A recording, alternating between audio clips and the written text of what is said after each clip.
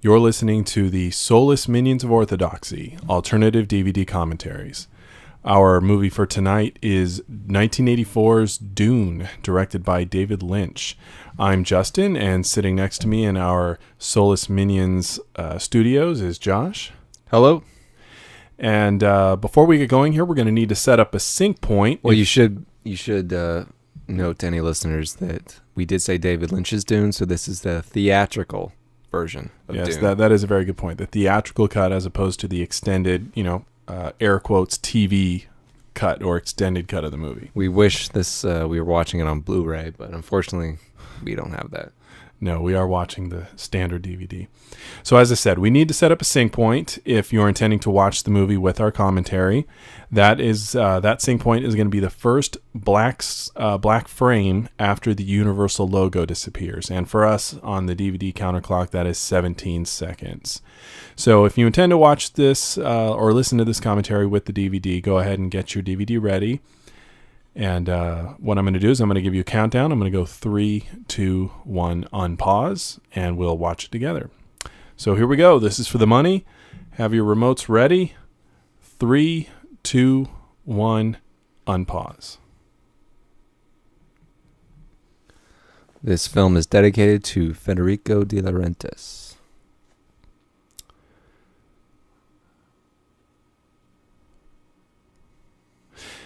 An interesting personal story for me is I had grown up with the extended, 3-hour cut. That is 3-hour cut without commercials, TV cut of the movie.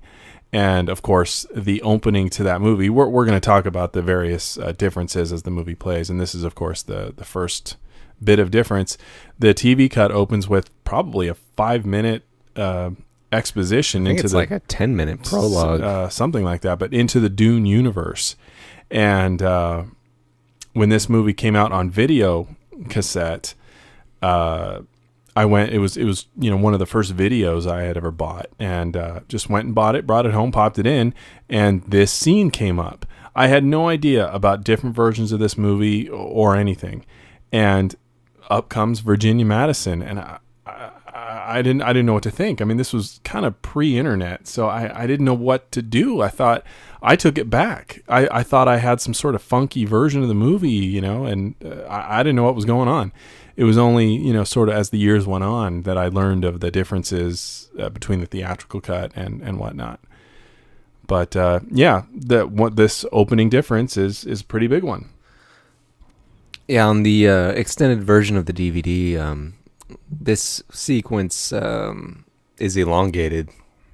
This with Princess Irulan. Well, it's not Princess Irulan at all. No, I meant this part was elongated. This has been trimmed down. In what? In the deleted scene sections of the extended DVD. Her speech goes on longer. Her exposition goes That's on longer. right. I did see that. And it needed to be cut. It was kind of ridiculous. I don't mind this. The only part that bothers me is when she fades out and says, "Oh yes, I forgot to tell you." I know that's really bad. It's kind of bad. I wonder why they felt they needed to do that. I don't know. Yeah, I'm not actually a fan of this opening with Virginia Madsen. Of course, it's gone now, but I never liked. Now, granted, it could be just because I grew up with the the man narrating over the still shots of the animation frames, which was really good. I very much enjoyed it. I'd like to think I'm not, married to that to where I could enjoy the Virginia Madsen opening here, but I never got into it. I found her delivery was kind of too stilted, even though I know that's her character, but it just never worked for me. I grew up with this movie just like you did. I'm not as attached to it as you are, but rewatching this movie and being reacquainted with it over the past couple of weeks, I found that my memory was really confused. I would remember things from both versions, from the theatrical and the extended, and I didn't know which was which. And I mean, when I first popped in the theatrical version and Virginia Madsen popped up, I was really confused because for years I remember the movie starting with the prologue, and I just didn't remember it at all. And what I found was that most of my memory did come from the extended cut. Mm-hmm. So that is what I pretty much was used to. So seeing the theatrical version was a bit of a spin. It did confuse me a bit. It was interesting to see it over the years, and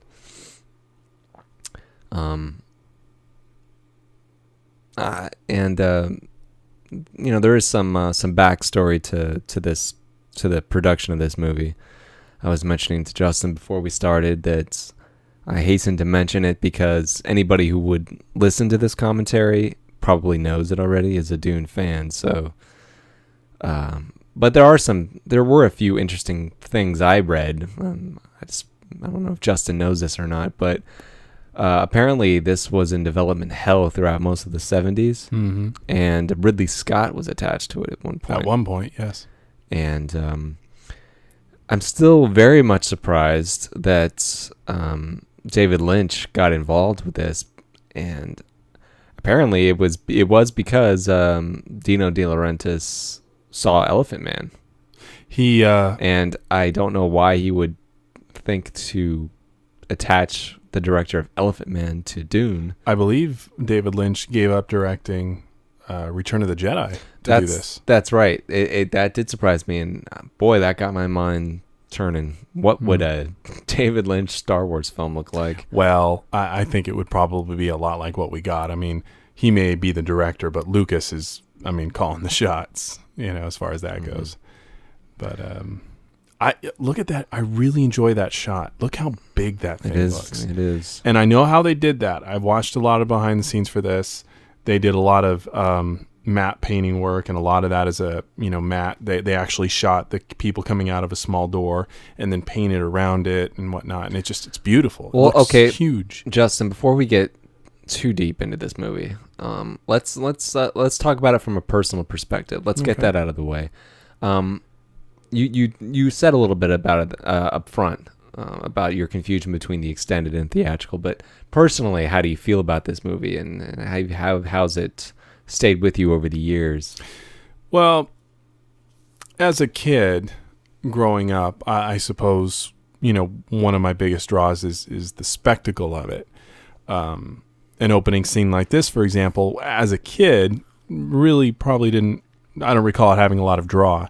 However, the action stuff, the music was very thrilling and all of that. So as a kid, that's what drew me. However, as the years went on, my taste and my interests developed, and there's a lot of layers to this movie that I really enjoy. Take for example, the relationship between Paul and Stilgar. I really enjoy that. That's something just as a viewer, as a male, I find interesting. I might bring it up more when you actually see Stilgar, but it's kind of the Robin Hood, Little John thing, where Little John is huge, and you would think that, he'll always be the leader because he's so big, but Robin Hood is smaller than him. And yet Robin Hood comes in and takes over and becomes the leader, and it's no different than Paul coming in. And, because Paul outclasses him in skill and, strategy knowledge and things like that. And this is probably just the male, thing. I kind of enjoy that. I enjoy seeing the guy that's smaller come in and take over, not necessarily with muscle, but just because of his capability, and have the big guy become utterly loyal to him. I just enjoy that as a viewer. And you'll find a lot of movies that I'm attached to have a similar thing like that. Like Buckaroo Banzai, for example, has his number one guy is actually physically bigger than him. It's just a thing. I like that. I know it's weird. But have you read the book? I have not. Well, I've read half of the book, and I've listened to the complete unabridged audio book. Yes. What did you think about that? I thought it was very good. Of course, I listened to it and read the parts that I read well after watching the movie numerous times.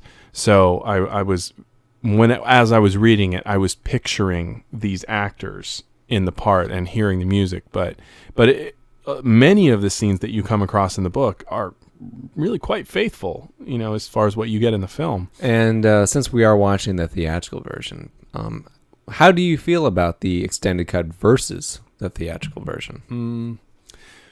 Well, like you, I grew up with the extended cut. On a technical level, the extended cut has a lot of examples of poor editing, just bad editing. And well, it's there's a phrase you use, show and tell, almost. The movie is almost being dictated to us. Yeah, and the a little too much. The theatrical cut really teeters on that, and it really goes overboard in the extended cut. Well, for instance, when they introduce characters, the when some cut, of those the narrator comes in, I'll point that out. Tells us who he is. Sure. It's not wholly necessary. At least I don't believe so. No, I don't think so either. But, again, those technical aspects I didn't really notice as a kid. It's only as I grew up that I start to see it. And the music is badly edited. Shots are reused and reused and reused. Well, I really enjoy the prologue of the extended cut. Yeah, of course, the prologue is excellent. It's excellent. It sets up the world, the universe. It's very well. Yeah, it gives actually more history than you get in any other form definitely. Of the movie. It's a little lengthy, but yeah. I thought it was done well, and I think it's a good lead-in for the movie. Mm-hmm. It's probably my favorite part of the extended cut. Yeah. Oh, my favorite part of Dune altogether. It does add some scenes that are not in the theatrical that I think are nice, and I don't think slow the movie down in any way. And I would have liked to have seen in the theatrical cut. But if I actually sit down to watch the movie these days, I will watch the theatrical cut, by and large. What about you? What are your thoughts on it between the two versions? Well, as I said, I know Dune is polarizing to people. There's really no in between. I know, but for me, it is kind of in between. And I'd like to say I could lean either or and say I love or hate this movie.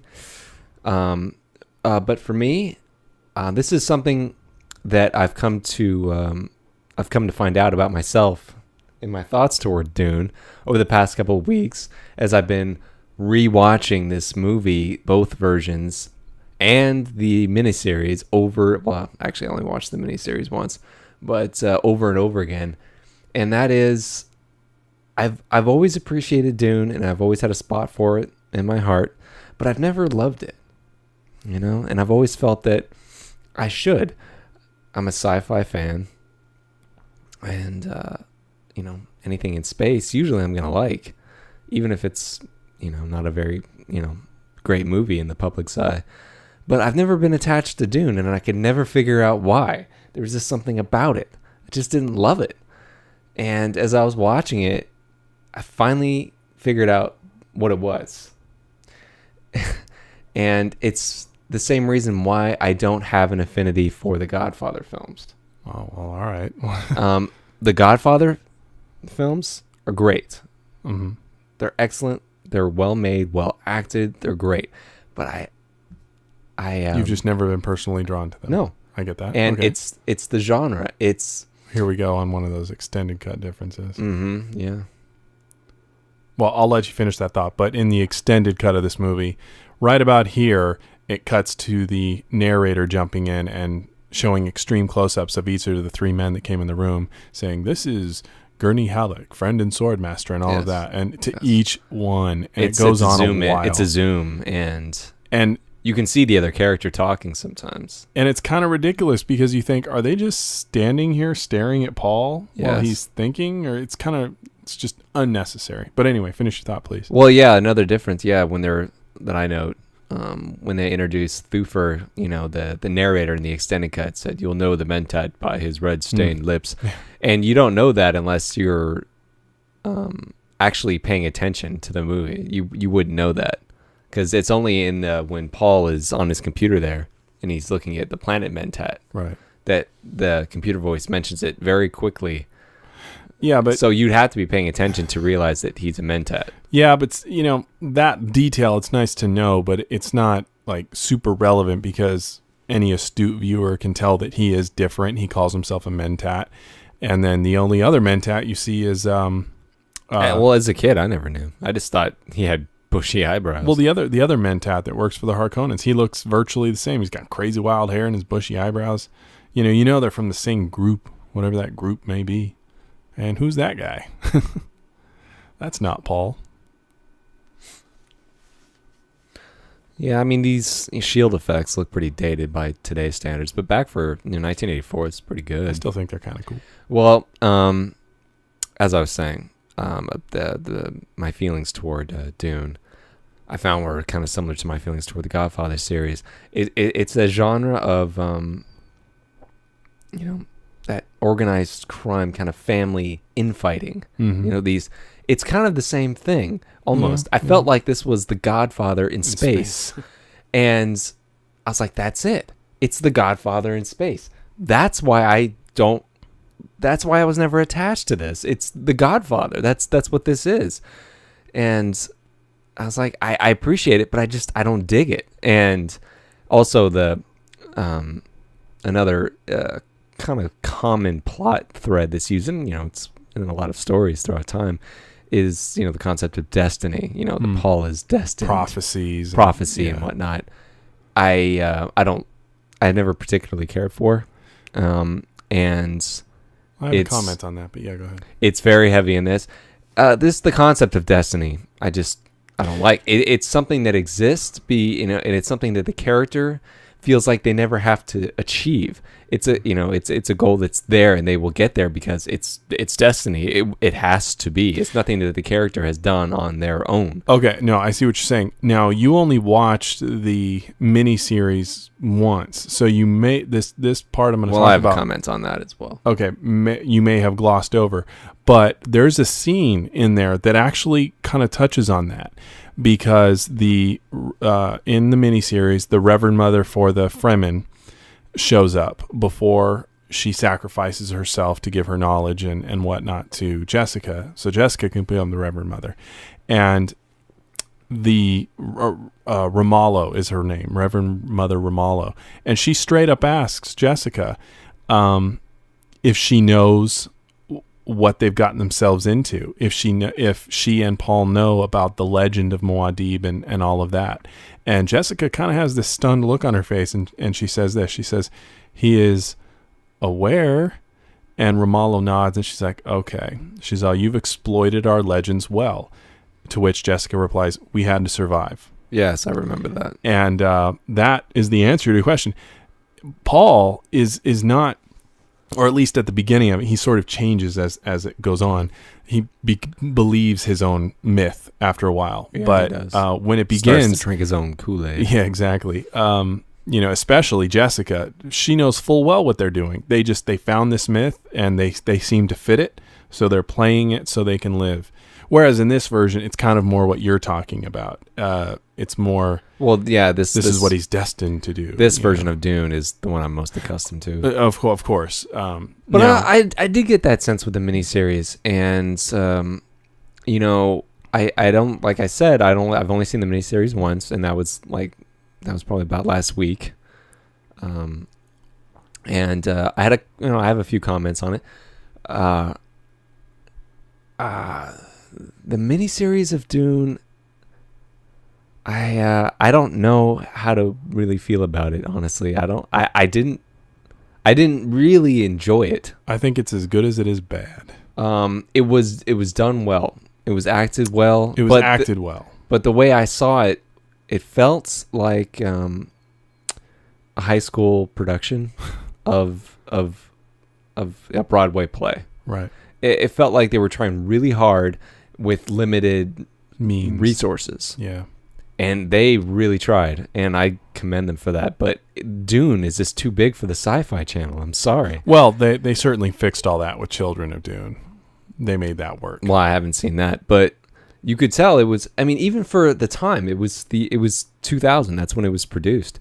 Even for that, the special effects were really not on par. Well, it was not an American-made miniseries. It was made in, I want to say New Zealand, but I could be a little wrong about that. But it was not a country that is, overwhelmingly known for their production of films. Well, TV movies by that date had better effects than that. They were very wanting. Granted, but it really takes you out. It's not like ILM did the effects for that. So. And I'd been so used to this version of Dune, and that version is the special effects in that version felt more like Babylon 5. Less than Babylon 5. And it wasn't just the special effects. It's the cinematic quality of this. Mm-hmm. This feels like a movie. Oh, yeah. It has the grandeur of a movie. The TV movie is a TV movie, but it really felt cheap. It really did, even for a TV movie of that year. Yeah. I mean, TV movies really came of age in the last decade, but by that year, even HBO movies looked like movies. I know what you're saying. It just they made a couple choices that obviously did not work out for them. Since we're here, this is the first time we're seeing Duke Leto Atreides here. What are your thoughts on how do you pronounce his name? Jürgen Prochnow? I'm not sure. This guy creeps me out. He has a creepiness to him. He is fucking weird. The way that he delivers a lot of lines. In fact, there's quite a bit into the movie once they're in Arrakis, after Paul has survived his first assassination attempt. He's sitting there at the table and he starts like getting this shaky face things. He's all, "You all know what to do," and it's like, yes, he's like weird or something.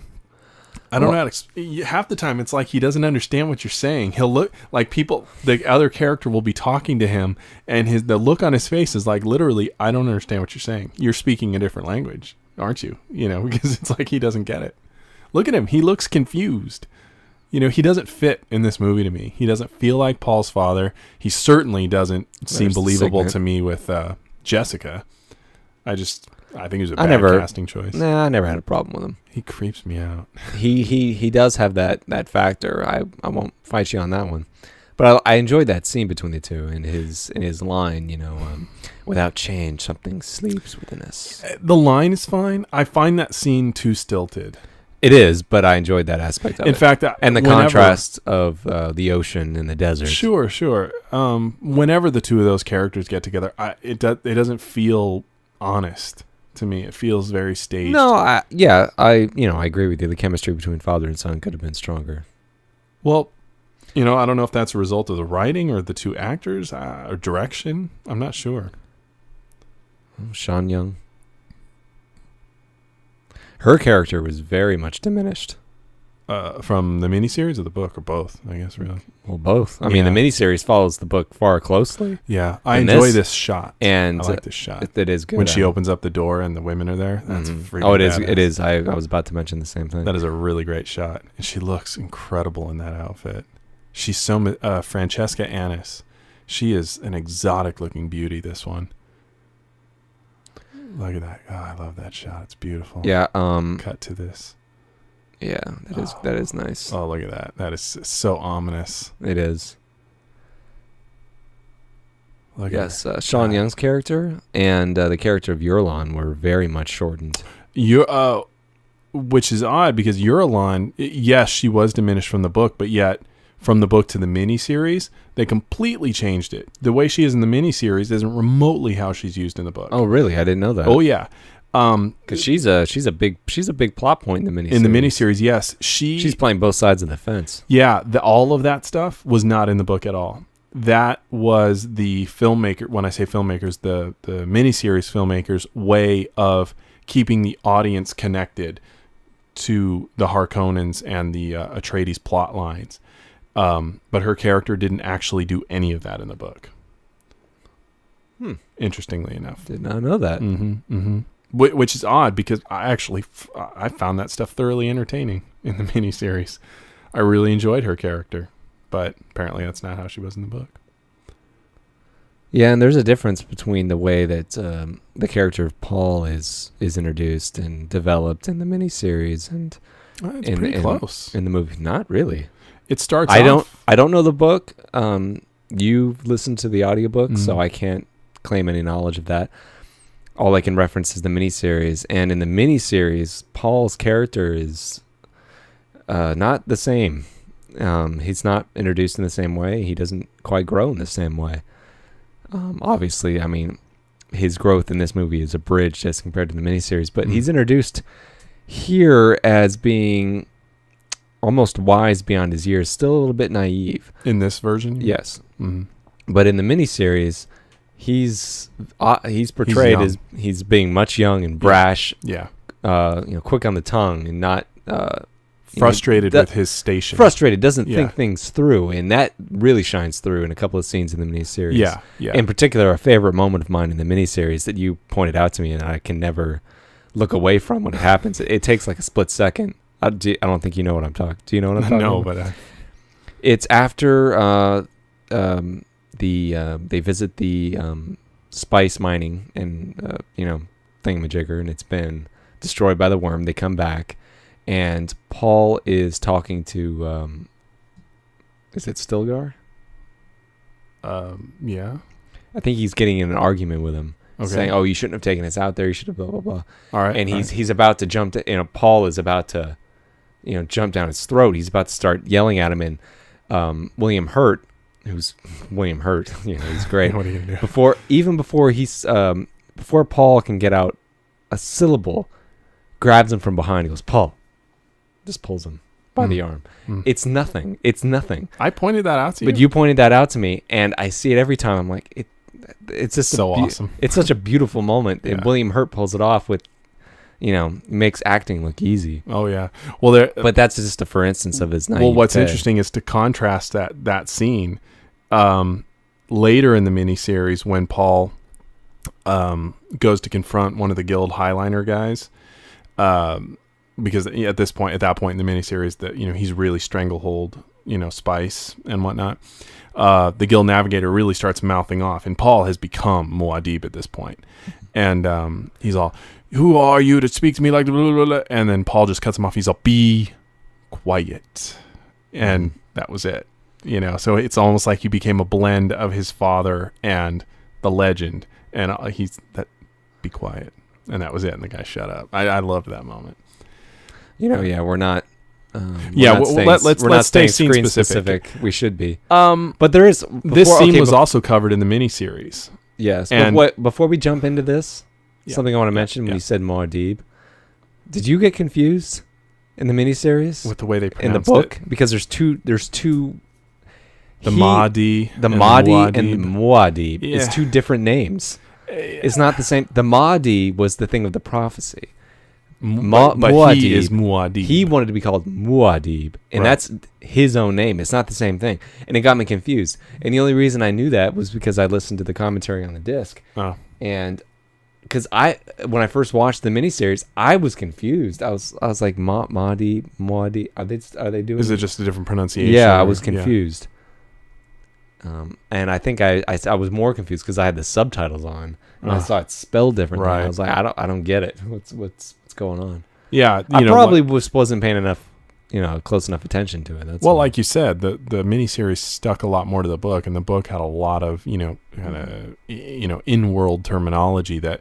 In that sense, it was kind of done well to where they don't overtly explain it to the audience. You're just supposed to learn. Okay, so back to this. Yeah, this is you just said it's in the miniseries. Yeah, this same scene is in there, and what a difference you can tell between David Lynch, a professional film director, versus a, first or second time, miniseries director. John Harrison directed the miniseries. This is a movie. This is theatrical. The editing, the pacing, the shots, the cinematography. The miniseries one, that one holds no tension to me. But it might have had I never seen this. But I had something to compare it to, and that was hard. But nevertheless, I really enjoy this scene. He just this is like, you must not fear. Fear is the little death. As a voiceover, but in the miniseries, he speaks it. Yeah, because the miniseries often took the intentional approach of not using inner monologues, and they spoke everything out loud, and they turned it into dialogue or whatever. This scene I think is a good example of the way you were trying to describe how Paul is portrayed at this point in his life.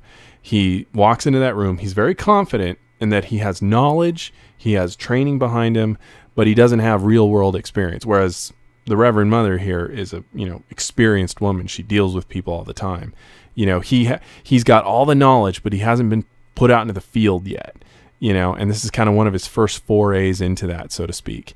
And the Reverend Mother here is, she just owns. She's so intimidating.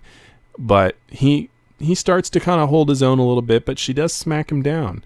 And it's kind of what you're saying. He's experienced, or he's wise, but he's not experienced. Whereas in the miniseries, he was very cocky and cocksure and yada, yada, yada. I guess it's up to you as to which version of Paul you like. They both sort of turn into the same character towards the later ends of each movie. Well, yeah. I mean, becoming the legend. Then again, we're getting into the abridged nature of this film. Right. He really becomes the stuff of prophecy and legend in the miniseries. I mean, he really takes it to heart. He does. And when I was watching, the theatrical version or even the extended version of this, and keep in mind, I hadn't seen it in years all the way through. I've never read the novel, never listened to the audiobook of Dune, but I could feel the abridged nature of it. Even though I didn't even know what other content was supposed to be there, I could feel everything was shortened. I'm like, there must have been so much cut out of this story. It's a thick novel, not just in pages, but in the world. It is much like, say, the Harry Potter books. It really took the time to develop a fully functioning universe in its terminologies and characterizations with the worlds. I mean, I'd like to ask you about this. The Harkonnen landscape? No. Right here. That shot? No. Because look at it's weird. Doesn't make any sense to me. Right here. When he goes onto his little... Because he's a Mentat. Yeah. And he does this. The drink? No. This little speech he's doing. The lips acquire stains. The stains become a warning. It is by will alone I set my mind in motion. What is it with those things those little dIatribes that go on? I mean, Thufir does it later on when he's speaking to a computer to gain access of something, I believe. What is it with that? I don't recall Thufir doing that. He does. Point it out when it shows up. Sure. I don't know. I think it's just like a mantra. It's just that's how they choose to live their life. Well, what did you have a comment about the landscape? It's freaking weird. It looks like Tim Burton would have designed this universe. Everything's ugly and dirty. Mm-hmm. Tim Burton crossed with H.R. Geiger, who was involved in this movie. It does look like an odd blend of that. Yeah. That is one failing of the movie. I appreciate that none of the worlds look the same. I do. Okay. But the overall look. Yeah. I mean, it's kind of an ugly movie, especially when you're on Gidi Prime. He wanted it to look that way. I'm sure he did. It definitely, and I know this has been applied to Star Wars, it has that used feeling. Oh, yeah. And that's fine. That's great. But look at this interesting touch of how they're in all these rooms that have no ceilings. That's interesting. That's fascinating architecture. It's just ugly. Everyone's ugly. The Baron's atrocious to look at. I was going to ask you about the Baron here. He's got, he's got all these cysts and boils on his face. And the Baron in this is portrayed not quite the same as in the miniseries. Here he's this nasty, fucking crazy guy. In the movie, he's still nuts, but not like he is. I mean, sorry, in the miniseries, he's still a bad guy, and he has those homoerotic tendencies. Yeah, what they have in common is they're both fairly sadistic. They're both homos, which is fine. And they're both very intelligent. I love the way they pause there. Yeah. To let we're being introduced. Yeah. But yeah, the main difference is that the miniseries Baron is not he's just overweight. There's nothing gross about him. Mm-hmm. Whereas this guy, yeah, he's meant to be visually. At the end of the attractive. scene, he's going to stick his face up, in that oil drip or Yeah. something or other, and he's just going to enjoy it after he killed the guy. And I'm like, yeah, it's weird. is he It's just weird. a crazy fuck in this movie? 'Cause No, he's not. He's just indulging. Was he in the book? Was he drawn the same way? I honestly don't remember. I really don't remember. I'm inclined to think he's portrayed more in the book the way he is in the miniseries. I think this was just an element of David Lynch, rearing its head, and turn it round real neat. That's David Lynch.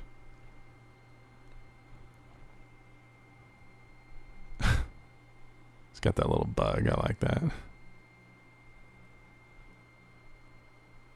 That is another, this character of Raban is an element that got very truncated in this version. Well, even in the Yeah, I noticed. TV version, he's truncated. Well, in the miniseries, I noticed his character was He's in it quite a lot. in it. Well, not a lot, Well, but much more. Yeah, I mean, his role in being governor of Dune is important, because Were these heart plugs? Was this solely an element of this movie? Was it in the original story? man, Because it wasn't in the miniseries. I wish I could tell you that. I really don't remember if it's in the book or not.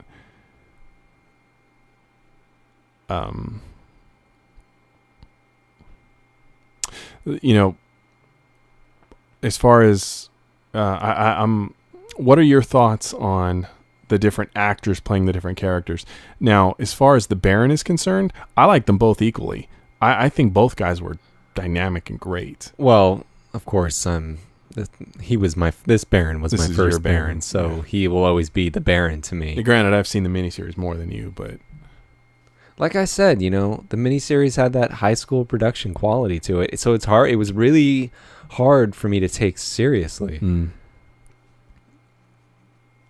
But like I said, it was still good. It was well acted, and they did really good with what they had. But it just, like I said, Dune was too big for the Sci-Fi Channel. yeah, at that time, at least, yeah.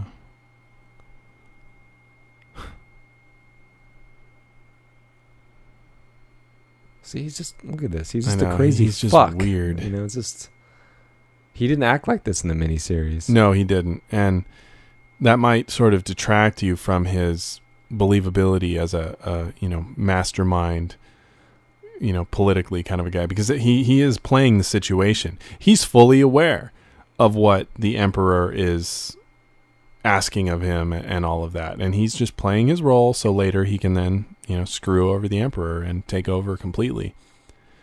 In the miniseries, you sort of believe that more. You believe he's that intelligent. See, the characters in this movie have this kind of This odd, is what I'll do to the Duke and his family. odd quality, visually, like their hairstyles, like they have like partially shaved heads, and that guy had like a disfigured ear. It's all David Lynch. It's all weird looking. It's David I'm like, Lynch. it is. Is it just more of Lynch? I think it is. Because I don't know how they're described in the book, but everyone in this like looks. I remember some of the documentaries having to do with the miniseries, and I remember some of the people making it talking about how there isn't as much detail explained in certain things as you might expect. Like, for example, when they were trying to design the Thopter, She looks. they said, fetching. "Oh, she's incredible." They had pointed out that there's really not a lot of description of what a Thopter looks like. Maybe what it does, Yeah, but not what it looks like. Right. And Or even the Spice Navigator. It was kind of yeah, it's left kind the of imagination. exactly. So, and the two versions, the miniseries and this, have quite a bit of a difference in their portrayal. So yeah, a lot of this is Lynch. One thing I don't like, I can tell you right now, is the gold. There's like so much gold. There is a lot. It's so gaudy. I don't like that at all. However, It has a tacky feeling to me. it does. Tacky. That's a good word. Maybe that's just the way I see the color gold in set dressing. But Well, it's overkill. Everything is gold. It's too much. What I do like though is that this is a universe. These effects. I mean, to me, this is easier to swallow than the TV miniseries. Oh yeah, definitely. Even though this is Classic '80s. Oh yeah. matte shots and all that. It's like, look at that. It's all gold and gaudy and it's too much. I don't like that. Mm-hmm. That was a David Lynch choice. The gold. I have to believe it. What was I saying? I don't know. Oh, yeah. Put everything on Lynch. What I like about this universe, well, he approved those, that look. But what I like about this Dune universe is that it takes place so far into the future, but it's got nothing to do with spaceships and all of that. Even though they're on ships right now, the way this universe is designed is that spaceships, as far as like, Enterprise kind of spaceships, aren't necessary at all because of what the guild navigators do. And all those ships that took them out there were just a taxi cab to get you from the planet to that big ship that the navigator would then transport. I think that's fascinating. And in a lot of different scenes here, you'll see a lot of characters with a knife.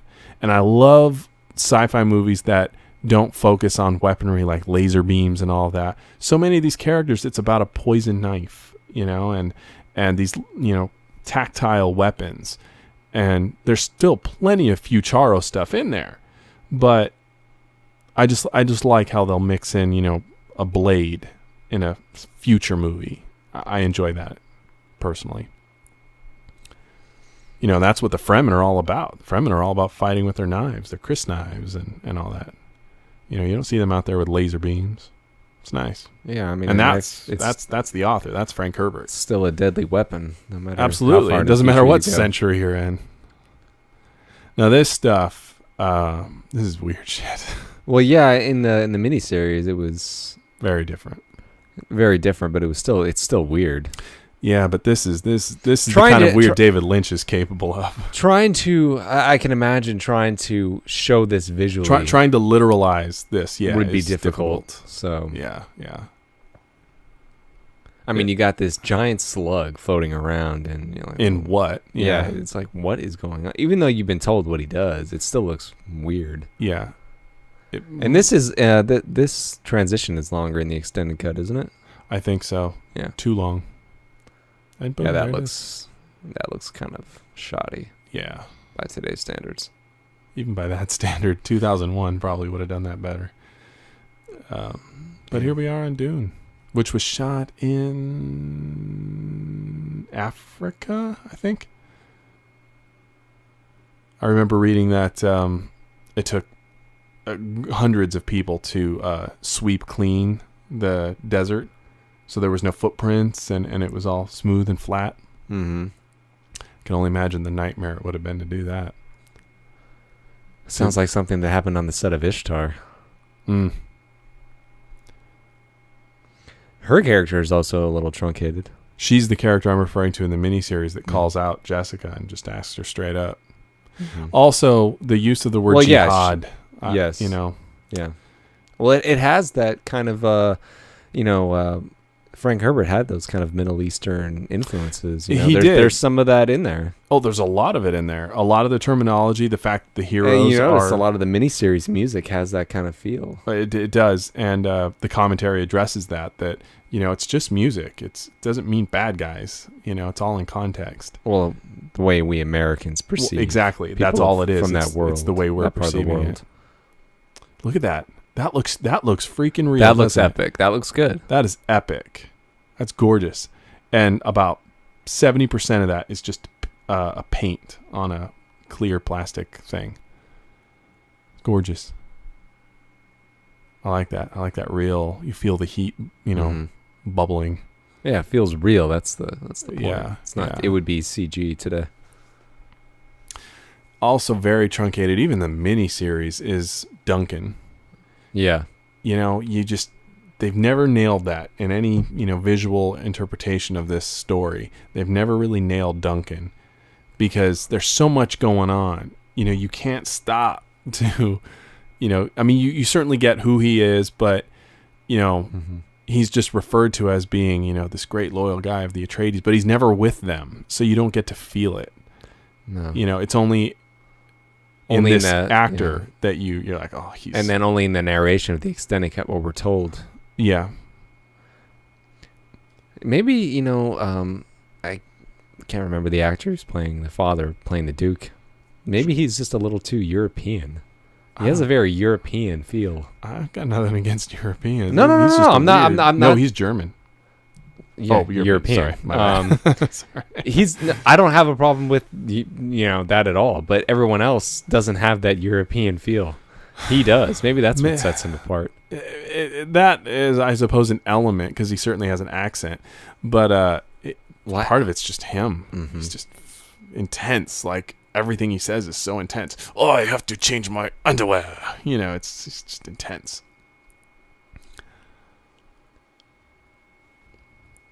Yeah, we're setting up the shield, which will be the cause for the traitor to bring down. I think we're coming up very quickly here on, and now in my head, I'm actually mixing up my version, so I hope they actually show this scene in this theatrical cut where Dr. Huey... Yeah, I've noticed... I've noticed Has it already passed? I don't know. I'm sorry. I think it has. In the extended cut, there's the scene where Huey is examining Harkonnen bodies that were left behind for whatever reason, and he finds a message. Yeah. And we learn then that he's the traitor. Yeah, we do. That was a bad idea. I can't remember, because like I said, over the past couple of weeks, I've watched both versions, and I can't remember if that's in both or not. I know. I've mixed them up now. But I've noticed that you've mixed them up as well. Yeah. And you were mentioning a scene, and I was like, no. That is in the... that is there, and yeah. And you're like, oh. Right. It's hard to, because we watch them both, and... but yeah, in that scene, it reveals that he's the traitor. Maybe we should also be grateful that we have two versions of this movie. Hey, it's great. It gives you something to, examine from a filmmaking point of view. It's like the, much cherished and hard to find Spanish version of Dracula. Did you know about that? What? Spanish. What Dracula? The original 1930s Dracula. No, what? They shot Dracula in two different ways. One with Bela Lugosi, which is the one most Americans knew of, sure, in the 30s. And what they would do is at night, when the sets were being used, a Spanish crew would come in and shoot Spanish versions of the American movies. One of them being Dracula. They'd have a different cast. Sure. They'd use the same sets, but it would be a different cast. And they would just basically do the same movie, but, with a different cast and director, and it would turn out the same, but also different. So it's weird. Interesting. So the Spanish version of Dracula became a very hard to find, very much prized thing, and it's often considered to be greater than the American version. Well, how about that? But anyway, I got off topic there. Here we're being introduced to the suits. Yeah, the suits were made by the same guy that did the Batman suit for Tim Burton's Batman. Oh yeah, it looks like it too. Oh yeah, very very cool looking suits. Of course, completely. I just realized illogical. Both of these two actors are in Judge Dredd. I know he is. Who's the Duke? Oh really? Yeah, I don't remember. He is. Well, he's sans beard. We haven't once mentioned Patrick Stewart. Well, what do you say? It's Captain Picard. We all know. As far as the suits go, the miniseries actually got the suits correct. Oh, this version takes some liberties. Well, quite a few. Well, I mean, you just look at those suits and clearly they don't make any sense. They're incredibly... they're black, for one thing. In a desert? Are you crazy? You're going to die. And they're made of rubber. You're just gonna die in that. The ones in the miniseries were light, and the water collecting apparatus within the suit, you can kind of see the veins of it in the miniseries, and also in the miniseries, as in the book, the suit completely goes over your head and covers your mouth to absorb all the moisture from your head. More gold. Yeah, I know. I don't like it. Sorry, I didn't mean to cut your thought off. It's fine. It's fine. It's just too much. So these suits look awesome. Don't get me wrong. They're just obviously impractical the more you think about it. But they look great. So I never thought about them being impractical. And the fact that until you mention it, of course, their whole purpose is to collect moisture from the body, and without covering the head, you're losing so much. Because you sweat from the head. Yeah, in the miniseries, they did have covers. They do. Now, of course, this is a movie. I mean, you have to see their faces. I mean, you forgive it. But, you know, if you're going to examine it, you know. Well, is there another actor you would have liked to have seen in the place playing the Duke instead? Oh, I don't know. William Hurt, you know, did it in the miniseries, and I thought he was fantastic. He wouldn't have fit in this movie. He doesn't look anything like Paul. But, you know, he certainly had the commanding presence that you believe would have inspired Paul to be a certain way. Heck, man, I think I might have preferred this guy. Yeah. Leto. Here, you know, Paul just said, he's asking, you know, is there a relationship between the worm and the spice? And it's the same in the miniseries. He questions it over and over. Oh, here it is. Here's the scene you're talking about. Yeah, I'm getting them mixed up. It might play in a different order. I don't know. Well, he mentions... this is too early. We shouldn't have seen this. Well, he's about to bring the shield down. But that's when we should have seen him. Right when he walks out after shooting Leto with that tranquilizer dart. That's the reveal. We shouldn't have seen this. Too early. Yeah, maybe you're right. we didn't need to know. Because we gain nothing by knowing it. Oh, you know what? That scene that I was mentioning is in the extended cut. It's not in this version. What scene? Where he's doing that mantra, where Thufir is doing the mantra. Oh. It's in the extended cut, so we're not going to see it. There we go again, mixing them up. This scene, you know, in this movie is really great and does a fantastic job of introducing the worms. When it does bust out and destroys that spice carryall or collector, it looks so huge, and the music that comes in it's epic, it's grand, and the look on all of their faces is just bewilderment, and it really, really plays. You know, as I look at the two of them sitting next to each other, Patrick Stewart and Kyle MacLachlan, and it makes more sense that they would be father and son in this movie. Well, you know, then the two guys had the dark hair and all that. Well, I'm just saying. No, I know what you're saying, but he's a great Gurney Halleck, though.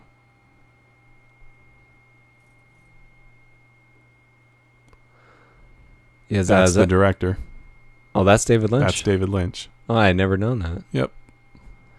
Yes, sir. Yes, sire. Whenever I see David Lynch, he looks a little bit different. Speaking of David Lynch, he, of course, had a very hard time making this movie. He is quoted, and I've seen the interviews, where he talks about how one of his biggest mistakes as the director, as the filmmaker of this movie, was he started giving in to the studio way too early. And he was pretty much screwed before he really got started. He described himself, and this is a quote, as selling out way too soon, you know, and just giving in too much. And he did not get final cut, which was a huge deal for him. And he had known, his instinct at that time, especially when they said you won't get final cut, was to just walk, but he didn't. He stayed. And to this day, it's not a movie he will talk about. Much akin to Donner and Superman 2. Well, yeah, it's kind of the same thing. Well, in the sense they don't want to talk about it. That's he says much of what Donner says. Again, this is from an interview I saw. He finds talking about this movie too painful an experience because of course he wanted it to be great. He wanted it to be everything, but the studio was just so involved, and they wouldn't leave him alone. And it's also, you know, because this was very early in his career, so he didn't have the experience. Well, yeah. I mean, he had, small handful of movies before this, and so who cares? You're just so thrilled to be making a movie, to be doing what you dreamed to do. Well, I'm sure he, must have liked the material and thought he could give something to it, but the studio just I read that, before being approached for this project, he mentioned that he had never read the book and he had no interest in sci-fi at all. Mm-hmm. But it's not a sci-fi movie, not really. Well, it still is in the sci-fi genre. Genre, yes, but the movie is the plot is a political, pseudo-religious thing. Look at that. God, that looks gigantic.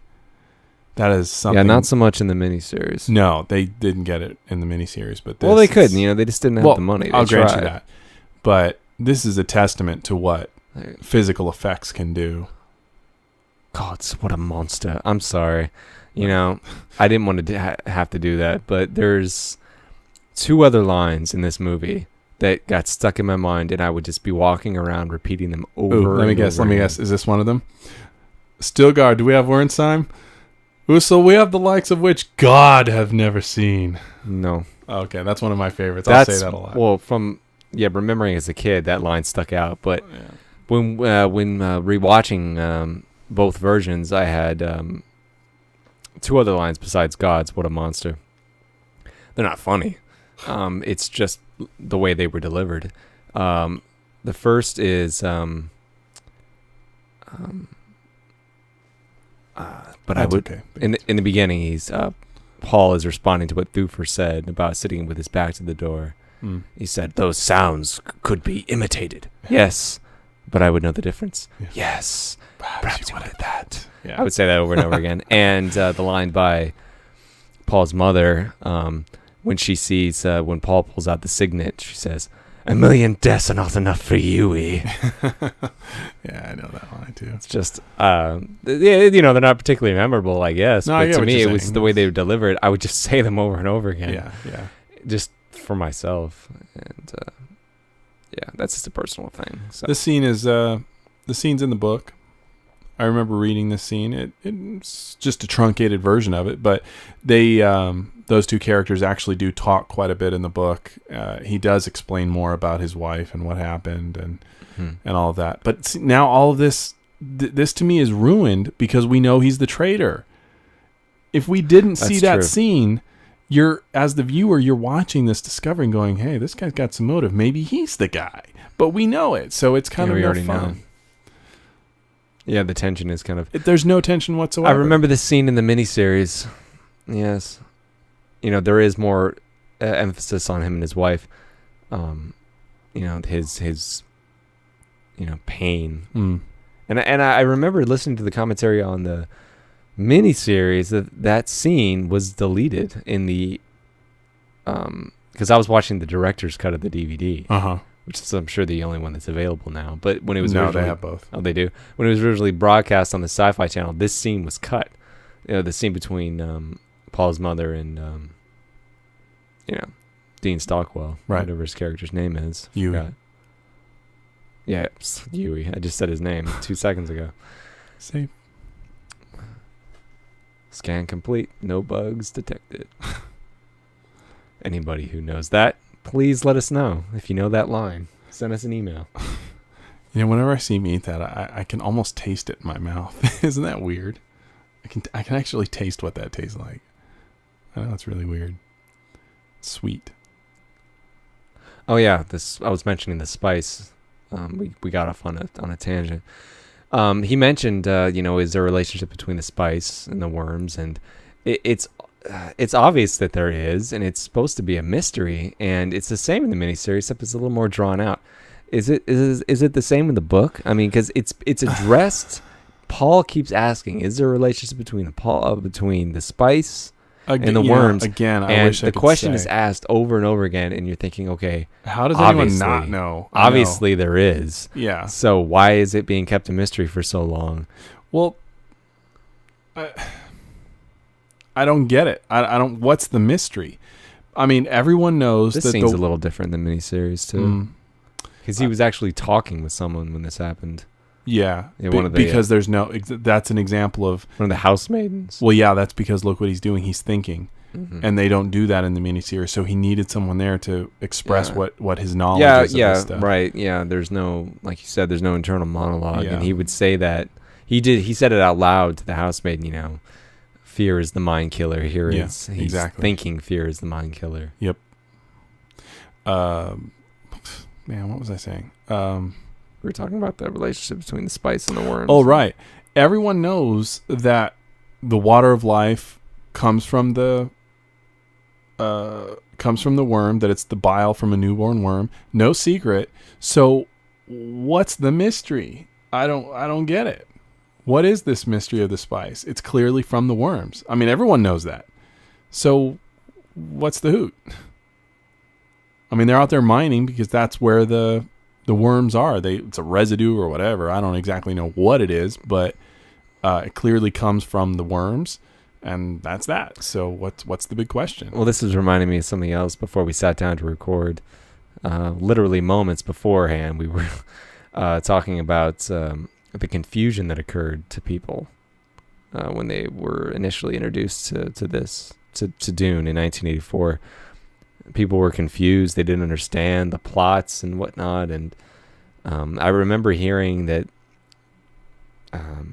there was pamphlets issued beforehand to people to explain things. And the pamphlets had definition. It actually came in the original DVDs as well, which unfortunately I threw away. But with this actual DVD that we're watching, came with the booklet that was handed out to film goers, and it was really just it was more of a dictionary of what a Bene Gesserit is, of what. Yeah, I've heard that Clockwork Orange has something similar, which is totally unnecessary. The Clockwork Orange needs it, but no, I'm saying for this, to me, it just doesn't. I mean, I was never really confused by this movie. I don't understand to this day why people would be confused. I don't either. Wholly, no, it's tangled. Not really. It's not. I mean, Ebert, I think, described this as like an incoherent mess. It's pretty clearly explained. It's quite clear. I mean, you don't have to like it, but it makes sense. Okay, so the shield just went down. We're gonna have the Harkonnens come in. See, this is the scene where he starts to get all freaky on us. Oh, here it is. They cut it out. Oh, right here. Yeah. Oh no, they did cut it out. This is truncated, yeah, because this part before the scene comes in much later in the extended. Oh wait, no, here it is, right here. The quadrant with the ninth plus 84 circles weave, the 80 call the fourth. Copy. Yeah, he's doing that little mantra, like No, it wasn't. That's not remotely what. It's similar to. He's talking in that kind of fast, stilted way. No, he's talking in that weird stilted way, but I think he was delivering a message. I don't think that had anything to do with him. See, there you go again. We're getting the two versions confused. I can't remember which has which, and I guess both have it. Well, I don't think it at all is a Mentat thing in this moment. I mean, he's just speaking in some sort of computer tongue. Yeah, exactly. Like a human computers. Yeah, just a way that someone else would understand. Everything is shielded. Man, I got to talk about his hair, and I'm talking about Kyle MacLachlan's hair. It is out of control in this movie. I mean, he's got... Well, it's an 80s thing. He's got this huge wave to his hair. Did they just cut that scene, like, entirely? Where he's all, you all know what to do. They cut it. They did. That's what I was talking about, that whole scene. I didn't realize that wasn't in the theatrical. Oh, my gosh. And that scene plays a lot better in the extended cut. You get a lot more about the fact that Leto is really pissed off that they took a shot at his kid, and he's really ticked, and he's brought martial law to the streets of Arrakis, and that's important. It's important. And in the miniseries, I remember there was an assassin that actually broke in. Do you remember that? He was killed pretty quickly. Not exactly. I'm pretty sure Duncan killed him. I think he broke his neck. Oh, but. Yeah, there was an assassin that came in also. Obviously not in this. But as it was in the miniseries, I could be sure it was in the book.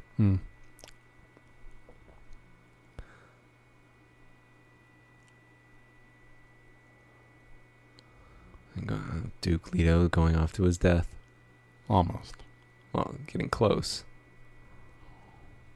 And the relationship between he and Jessica is pretty truncated in this as well. I mean, in the miniseries, it's they do expand. They delve into it a little bit more in the way that the relationship, they're not, the fact that they're not married is explained. That's a very big deal. Oh, it's a very big deal. Not so much in this. No. It's very much skimmed over. Well, in the context of the way he told this movie. So, those aspects of watching the miniseries I did enjoy because it expanded my knowledge of the story. So that was interesting. Shout out Mapes here was a character that had a lot more screen time in the extended cut. She has interactions with Jessica where she says, you're in danger. She tells her that she's a Fremen, and she explains how she's lived with prophecy for so long, and she just wants it to come true so they can stop dreaming about it. And see, this should have been the reveal, man. We are wide open. Radars would have come in real handy right around now. They would have known they were coming.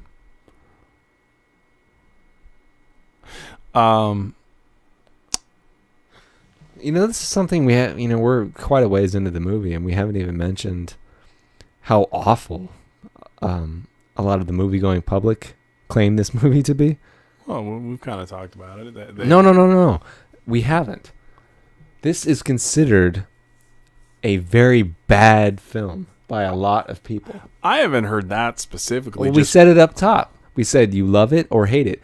But those people that hate it really hate it. And they consider it up to be a bad film. But I think that stems from their viewing of it as incoherent, where, we don't see it that way. We totally understand what's going on. Do you think that's just people's tendency to view things as too black and white? Well, it's either good or bad. There's no in between. I just think that there was a lot of, this movie should have been 3 hours long, and it should have been a 3 hour long cut that David Lynch wanted to make. I think it would have played a lot better had he cut the movie 3 hours. He would have liked to, but the studio said no. They said, you make this movie 2 hours and 17 minutes. That's the longest you can have it. And so he made it 2 hours and 17 minutes. And it is his cut of the movie, but it's not the desired cut he would have liked to have done. The 3 hour cut does not really personify what he wanted, this movie to be. They just used all those shots and put them in and all that. He would have obviously cut it differently and played it differently. And I'm sure there's quite a bit more that is on the cutting room floor that we'll never see. He probably shot quite a bit of the movie, from the book, that is.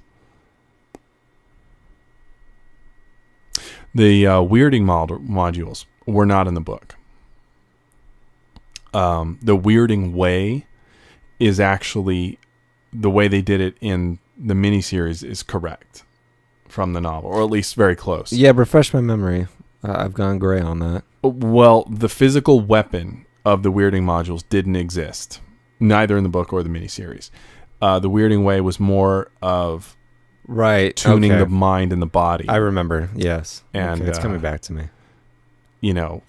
I couldn't tell you why David Lynch made that choice. Maybe they felt they couldn't. They needed something physical. Yeah, they needed something visual, big movie like. That's fine. I get that.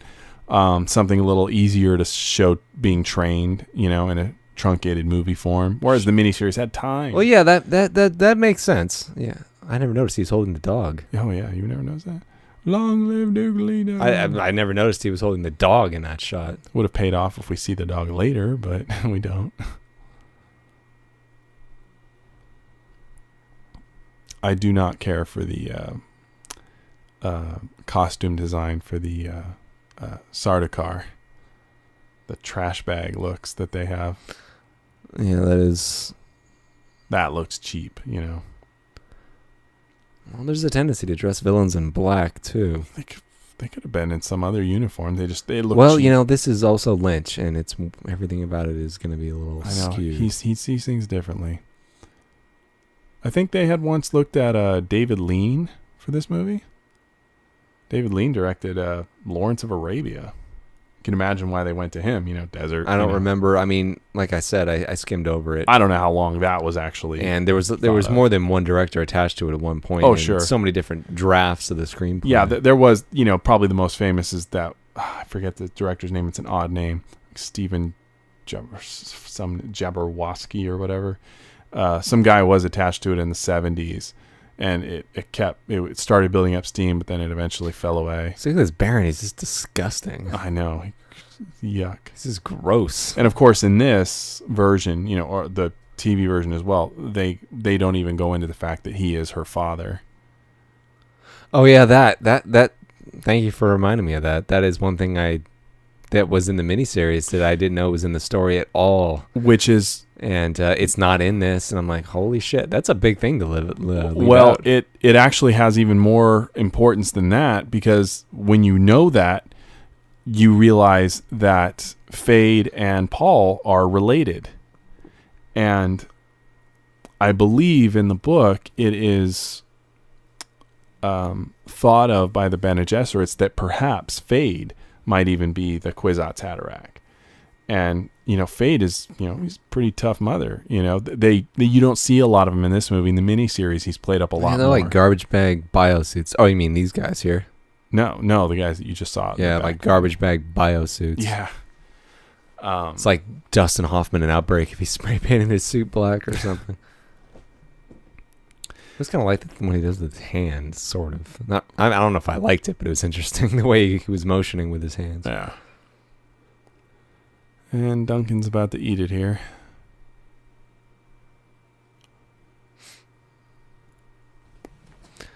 I always thought that these uniforms were a little too Nazi-esque in the way that they were shown in Raiders of the Lost Ark, that is. That's it. That's what I think of when I look at them. The tan ones the good guys were wearing just a few moments ago. It's reminding me of Raiders. I think of melting faces and dun, dun, dun, dun, dun, dun. I like that. He's just throwing them off. Yeah, he's just having a ball. This is different. This is the wife shows up in the miniseries. They bring out her body. Oh, it's been a little while. So. No, they do. She's like entombed in a glass case, and they bring her out. Just to torture him a little more. Just to fuck with him, yeah.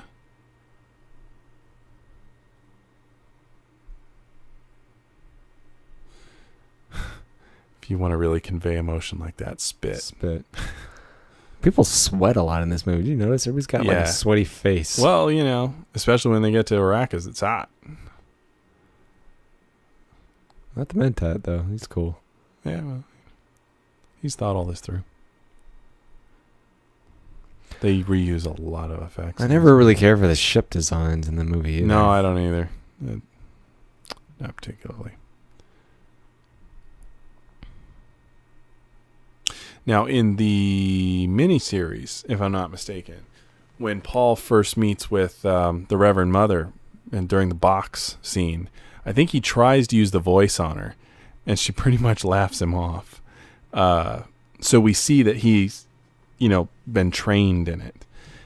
This, of course, is the first time we see him use the voice. Mm-hmm. I think it was important that we see that beforehand to know that he was capable of it. I noticed, I'm hoping you can refresh my memory, because when I watched the miniseries, it was a couple of weeks ago, so it's kind of faded. But this was, in this version of Dune, it's this kidnapping and desert sequence was severely cut down. Like, it lasts a lot longer in the miniseries. As far as, like, when they crash? They crash, and people are looking for them. I think they meet up... they meet up with the Fremen, and there's a lot that happens before. In the miniseries, they're out there in the desert, just the two of them, for a little while. They're kind of having to survive. Yeah, and I think that's when there's that really not so successful shot of them running toward the camera. Yeah, it's bad. It's not a very good compositing shot. Well, I remembered that it went on for a while before it did this stuff. Before in this film, where they go to the small rock, and he the worm discover them right away. The worm attacks them. There's a lot that went on. I can't remember. I was hoping you could fill me in. Well, it's just a trek of them, through the sand, really, and surviving for a little while. I think they like try to find an oasis with the Fremen or something. Something happens. A lot of stuff. I mean, I don't remember specifically. I mean, I think this movie's kind of an example of how, maybe you don't necessarily need any of that. It just shows a decent passage of time that they're out there having to survive for a while to really show the mother's desperation and all that. Because she kind of falls to pieces pretty quick here. Whereas Paul, gets very serious very quickly the miniseries giving you that little bit of time kind of helps make that transition and their personalities a little more believable.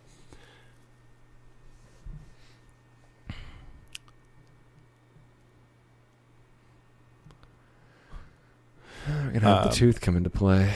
Yeah. That's pretty faithful. Book, miniseries, everything. The tooth? The tooth business.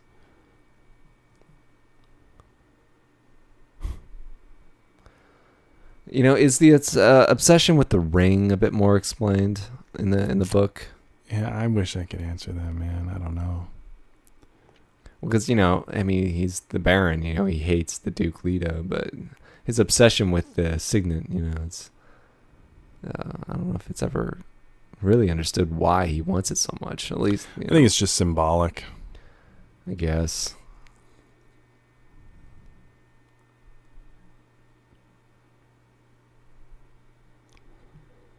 It's like a badge. If he has that, then it means he's just as important as the Duke. And the fact that the Duke kind of used it to rub it in, when he would seal it with that. I guess it's not needed, but it's a symbol like the Schwartz in Spaceballs. Yeah. The ring is Bubkiss because he found it in a Cracker Jack box.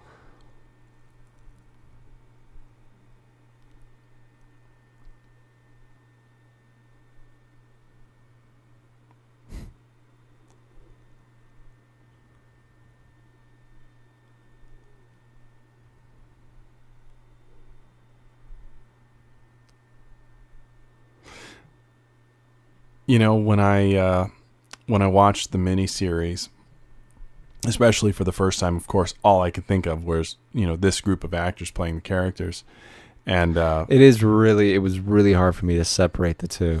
Well, because I had to get used to it. It took a little while. Yeah, I actually came to like quite a bit of them.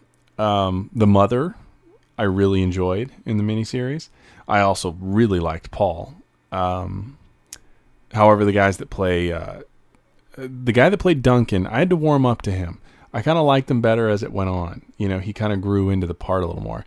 But the other guys, the guy that played Duncan, the guy that played Thufir, some of those supporting guys, they were nobodies to me. They didn't mean anything to me. I don't know why that was. They had no presence. Maybe it just felt that way because you had William Hurt, such an established screen star and character actor and just good actor, against a lot of these unknowns. Maybe that helped accentuate it more. I don't know, but even the guy that played Dr. Huey in the miniseries, it's nothing to me. Mm-hmm. I had no connection to any of them. There you go.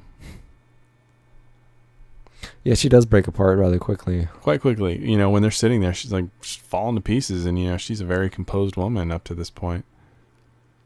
Although she sucks it up when the Fremen show up, and she looks smashing in that black outfit and the still suit. That red hair, she just looks awesome. He looks pretty badass too. I think anyone looks good in the still suits. I think that's just kind of how they are. Everyone looks good in those things.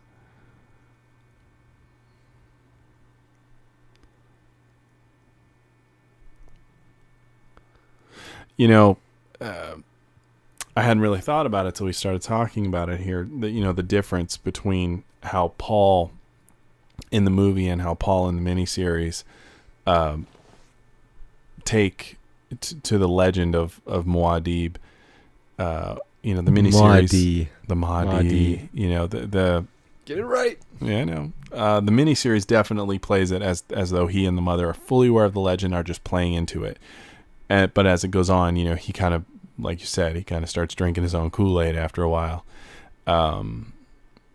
In this one, I don't get that feeling. I don't get the feeling that they're playing into the myth, just that they're living their lives and they're aware of the myth, and they just happen to be coinciding.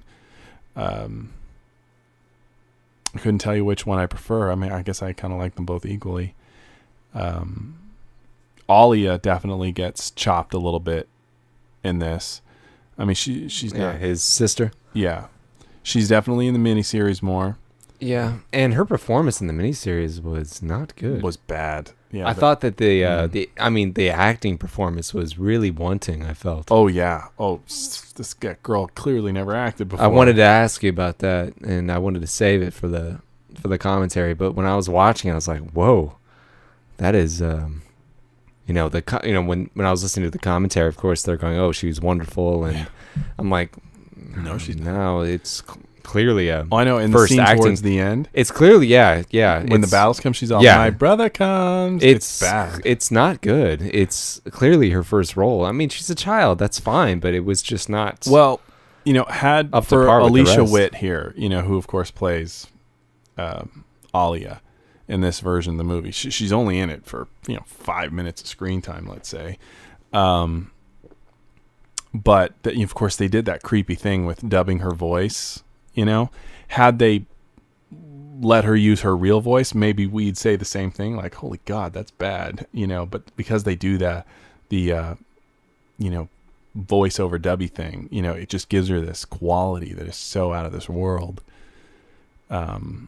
And you believe her as being like knowledgeable and having all the knowledge of the Reverend Mothers and all that she's this, adult in a child's body, basically. The miniseries doesn't give that impression whatsoever.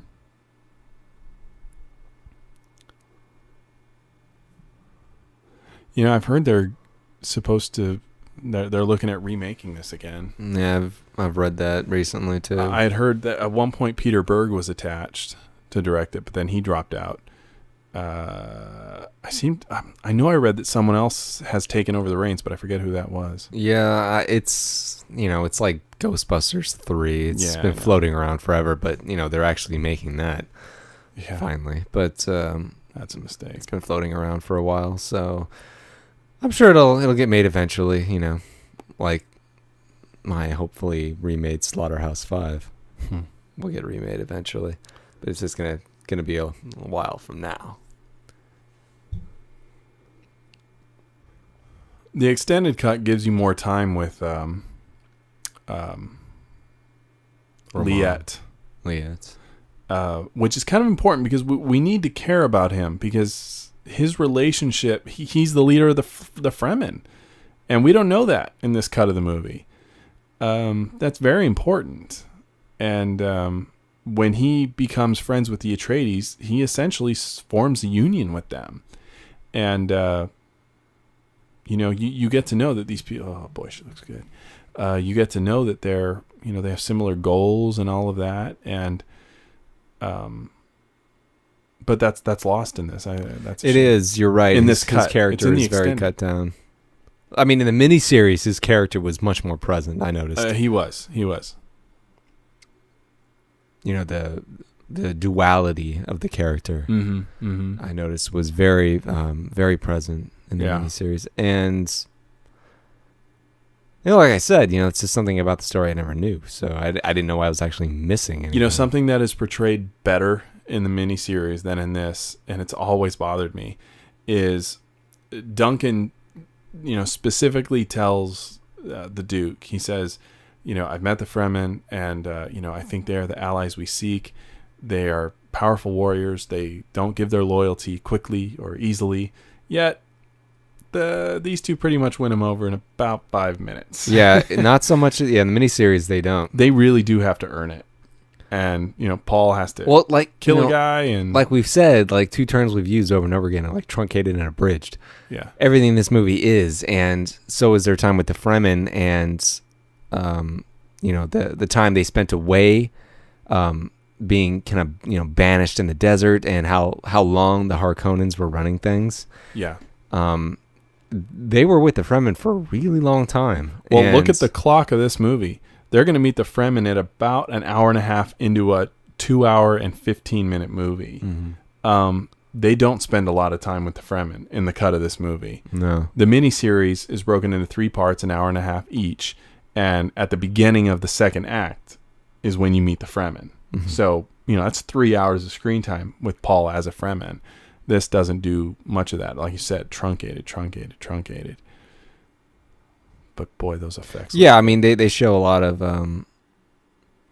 just the time that went by and how long the Harkonnens were running things and worrying about the Fremen. This Muad'Dib, who they didn't know was Paul. Gaining power. Who is this? And just a lot of that going on, and the dealings with the Emperor between the Harkonnens and blah blah blah. We get all of that in about a 5-minute montage in this. Yeah, and then like voiceover narration. It's well, or in the extended cut. God, I can't remember. I'm getting the two mixed up. It's both. In the TV cut, it's the male narrator saying basically the same thing that Eurolon says in the 2-hour version in the theatrical cut. There's a lot of those instances where they both narrators say the same things, but it's a different narrator. Eurolon for the theatrical cut and the male voice for the 3-hour. I don't know how they did those things because they look so freaking real. There's a shot coming up here that I don't like when Paul falls and it cuts to the green screen shot of him kind of falling. I know what you're talking about. And it's like, you fell for a really long time. It's kind of similar to Star Trek V when Kirk is falling off a mountain. Capitan. El Capitan. Mm-hmm.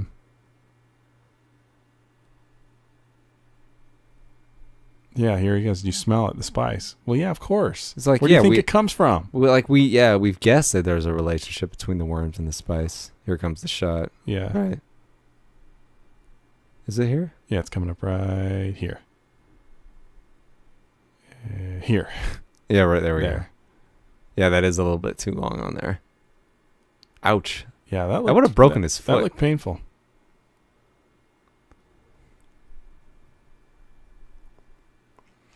Yeah, she's feminized a little too much. Feminized is a bad word. Sorry. They toughen her up. You can be a woman and still be strong, but originally her character was very not composed. Yeah, not as weak as being portrayed in this scene. Well, when she gets with the Fremen, she toughens up again pretty quick, especially when they make her the Reverend Mother. Well, I remembered her just being kind of, because I would juxtapose between the two and contrast, and I was like, oh, well, okay, the character of the mother in the miniseries is being portrayed as much stronger and independent than this version in these scenes.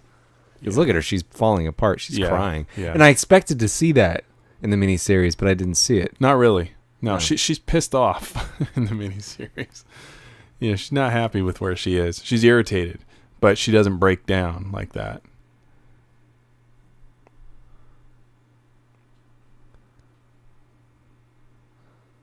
And that's something I wish the commentators of the Dune miniseries would have mentioned. The relationship between their movie and David Lynch's movie. The parallels they knew that were going to be drawn, and the own impressions of their own mind they would have. Well, they had to know they were going to be compared, but they didn't. They didn't talk about it really. Well, would you, if you made it? Probably wouldn't want to. I don't think I could help it. Well, this world of Dune was it's so influenced by David Lynch's version of Dune. Yeah. I don't think I could make the movie, to be honest. I mean, I wouldn't even want to try. Well, when it comes, obviously the makers of the miniseries had to have seen this movie. When it comes down to the scene, like say with the box, I told you how this version of it, the movie version is so much better. I don't understand how you can have a version of it that works and is so good and then make an inferior version. That's a mystery to me. I love this guy that plays Stilgar, Everett McGill. I love his voice. Yeah, he does have a distinctive vocal style. Huge. He's intimidating.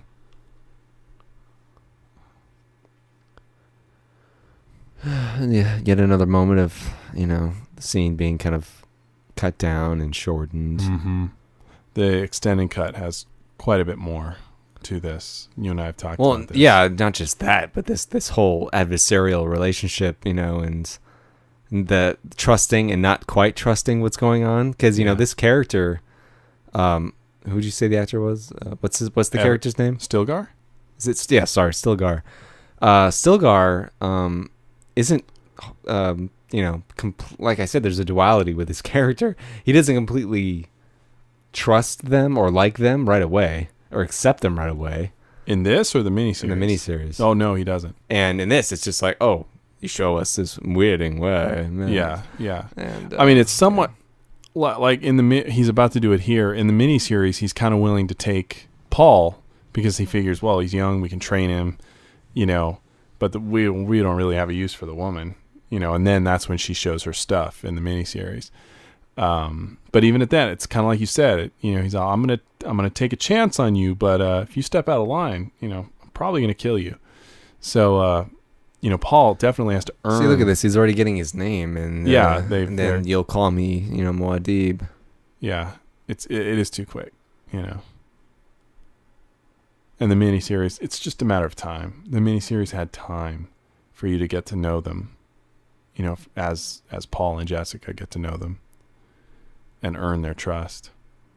It's a big deal in the miniseries, just as it is in this, but it's played differently. It's you feel the sense of time that it takes a while for him to be able to ride a worm.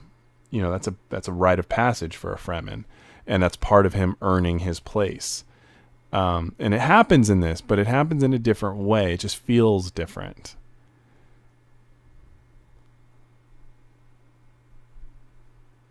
See, now they just met these guys and they're showing them this water cache. Come on.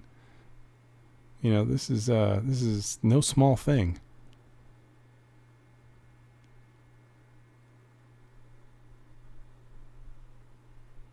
Now, where in heaven's name did they get the materials to build this stuff? I ask you.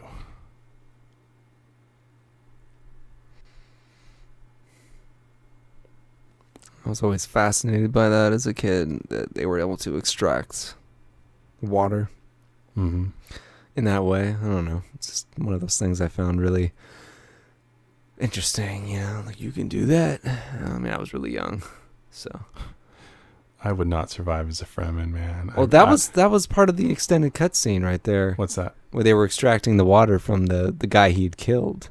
Well, yeah, that's and a huge those were part his that two. Skipped. Yeah, those were his two kids and his wife, and I remember that. And it was getting the two versions confused. I didn't know which, if it was in both or not. But when I think of, I always remember that scene, and I think of it as being in the movie. So right, but not it's not seeing it confuses me. Yeah, not in the theatrical cut. No, and it's important. It's important for many reasons. One, it does explain, how they take water from everything, even a dead comrade. But it's important for Paul because that's the first man that Paul kills. And it's a big deal, that he has to kill this guy. And killing that guy, kind of ingratiates himself to the Fremen because they know he's tough. And it's important. I'm surprised they left out. But, hey, I know he only was given 2 hours and 17 minutes to tell this movie, and something got to go. This stuff here, this is kind of like you're talking about with the oil dropping on his face. He's just going around that steam with that. What is that? It's just weird.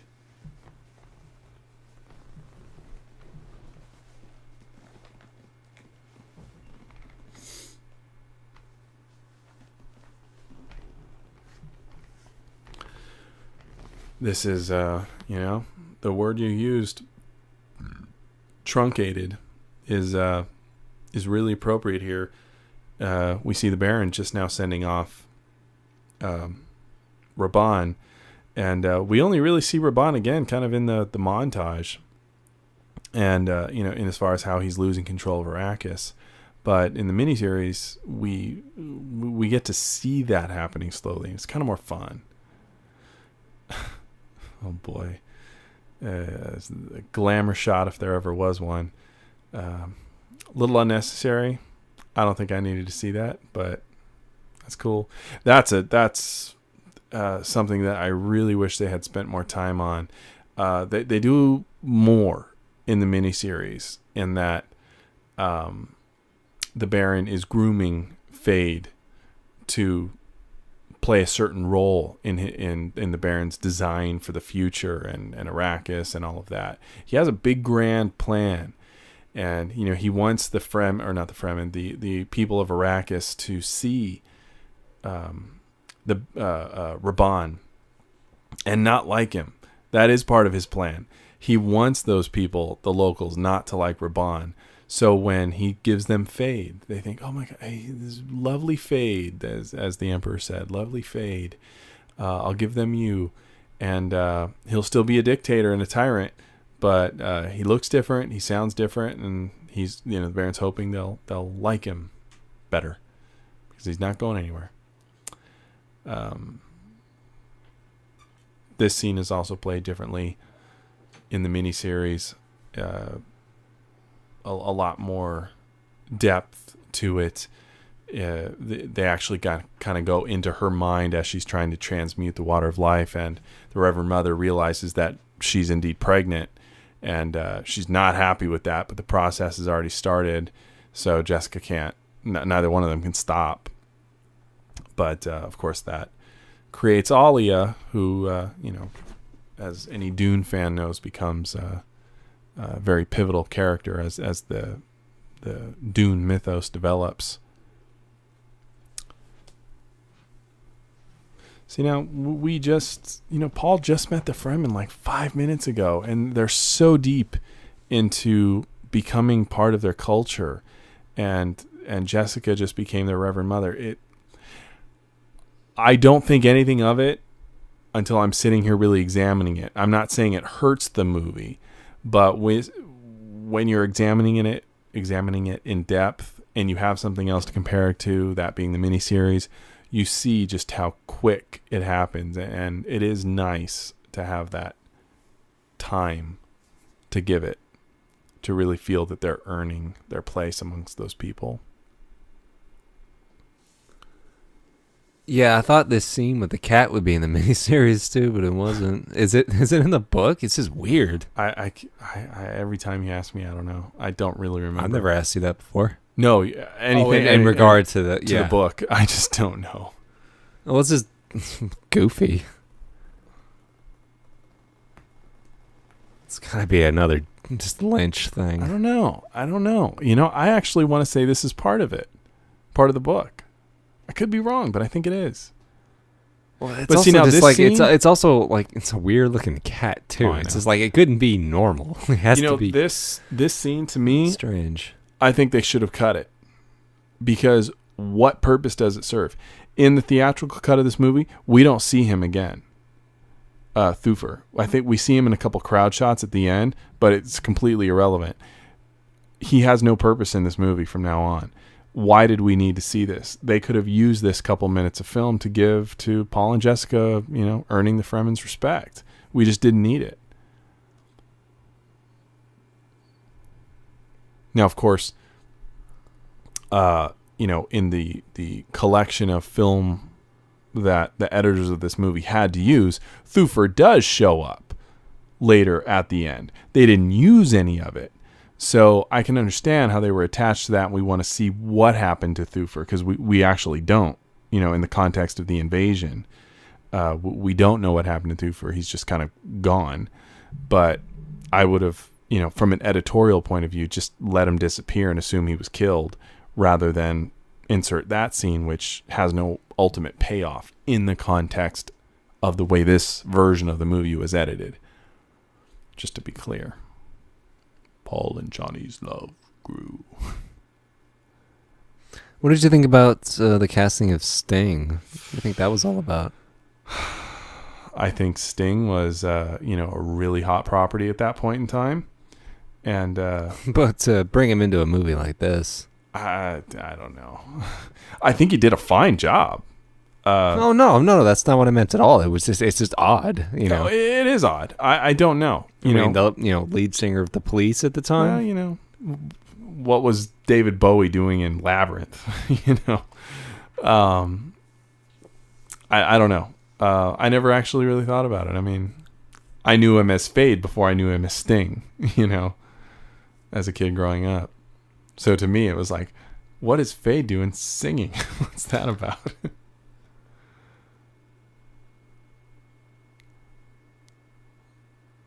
where did this hall come from, man? Who built this shit? I never noticed those women standing. I was about to say that too. I didn't. Yeah. It's when you're watching these things and really examining them, you start to see things you never noticed before. Yeah. Now this scene, if you were to rewind and watch, when you see Paul start to walk out, to the edge of that, cliff sort of thing, you see him. He's a little nervous. He's kind of unsure, but as he progresses in this speech, he gets more and more comfortable. And you see more and more of the leader come out. I think it's kind of a nice slow, gradual churn.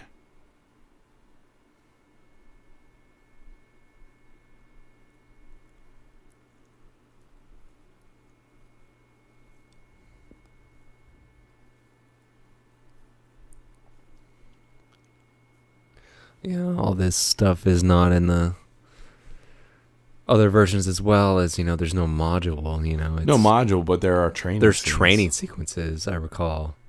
But they're just handled differently, of course. Yeah.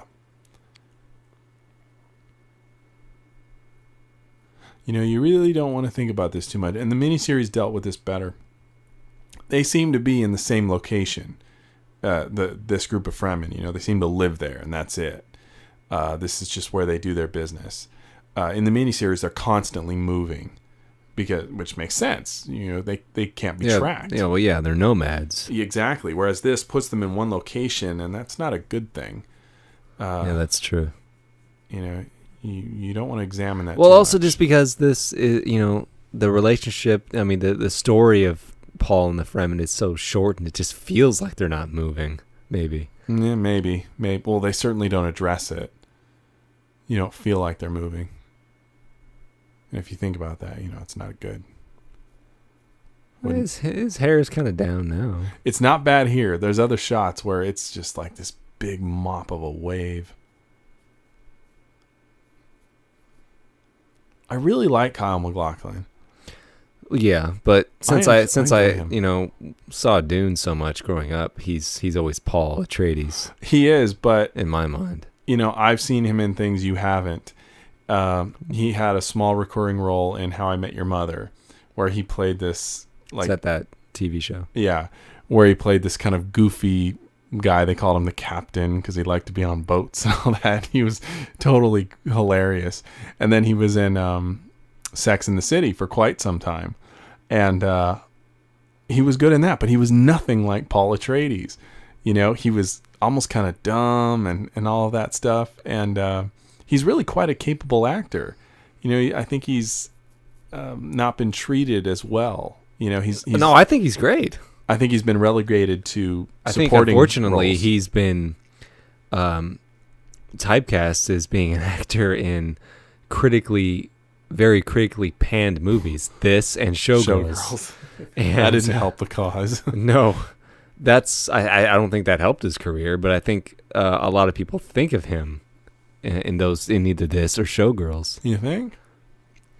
Yeah. This maybe, but Showgirls. I think Showgirls definitely. Yeah. I don't think of him. I mean, have you seen Showgirls? Oh yeah, I've seen Showgirls. It's awful. Do you remember that scene in the pool when she's like killing him? We all know that. But she's having, yeah. But it looks like she's killing him. She's supposed to be like, it's supposed to be hot, but it's not. I know, it's awful. Yeah. But he's a leading man, and it's a shame to see that's been lost for him, because I like him.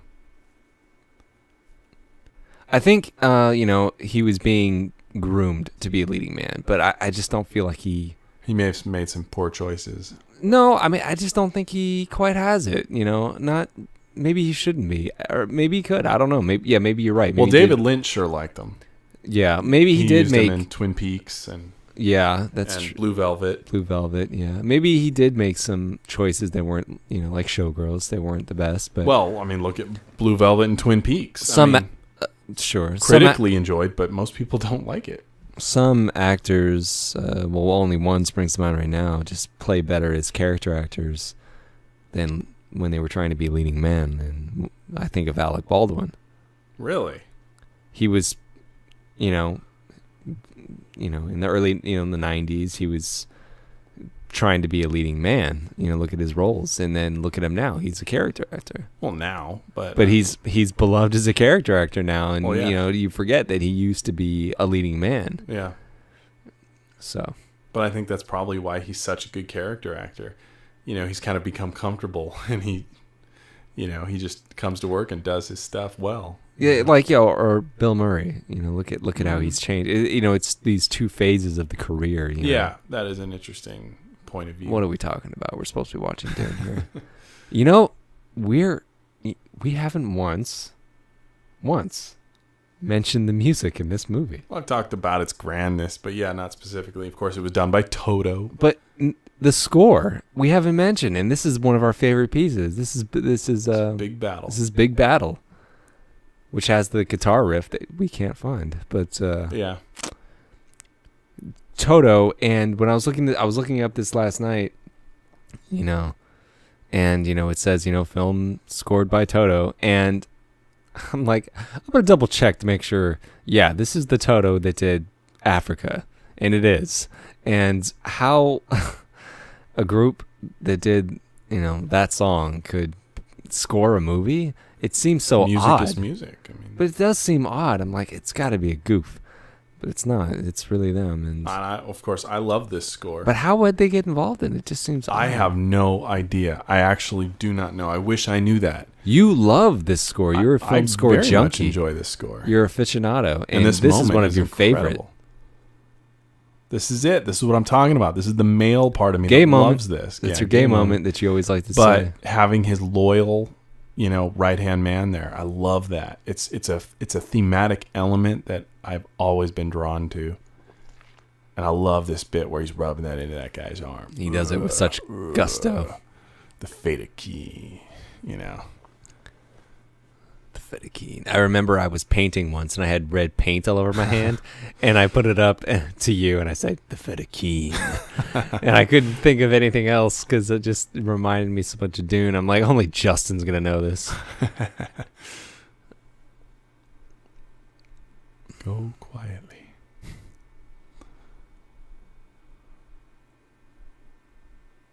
These battle sequences, kind of, when you really look at them, are kind of thin. Mm-hmm. It's like just running and shooting. There's not a lot of hand-to-hand stuff or anything. It's very.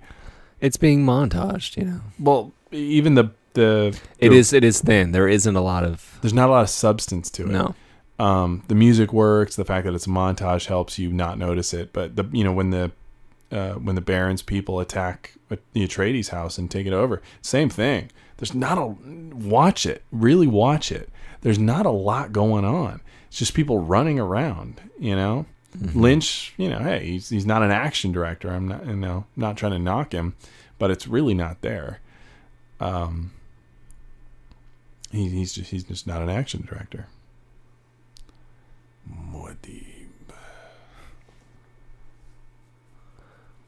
So yeah, like there's that one scene where I forgot the character's name again. Raban. Yeah, Raban is like being, this is being montaged. He's like, who is this Muad'Dib?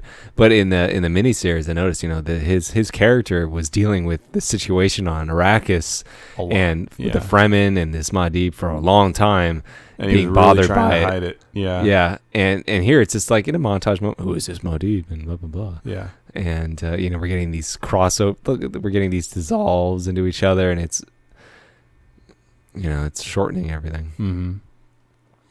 Mm-hmm. This moment coming up where Paul runs into Gurney. I love the music in this scene, and I love how they, he flashes the signet ring, and I just really enjoy it. It's handled a little differently in the miniseries, I noticed. But like I said, I'm a fan of the score, and the music playing is really quite good, especially when they, embrace and hug each other. It's good. I like that he calls him young pup. Yeah, well, that's in the book. That's in the miniseries. Calls him young pup a lot. You can tell the time is. Look at his hair. Yeah, time has passed. I mean, you can tell it visually. That's nice. Mm-hmm. Gurney man. That he says that a lot in the miniseries too.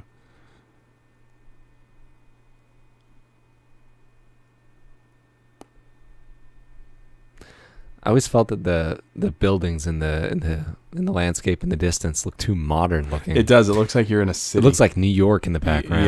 Yeah. I always thought that, even when I was very young. I'd be like, Dad, are they in New York or Chicago or something or Seattle? Because it looks like it back there. It looks like the Empire State Building. This guy is creepy as hell. That's how he sounds.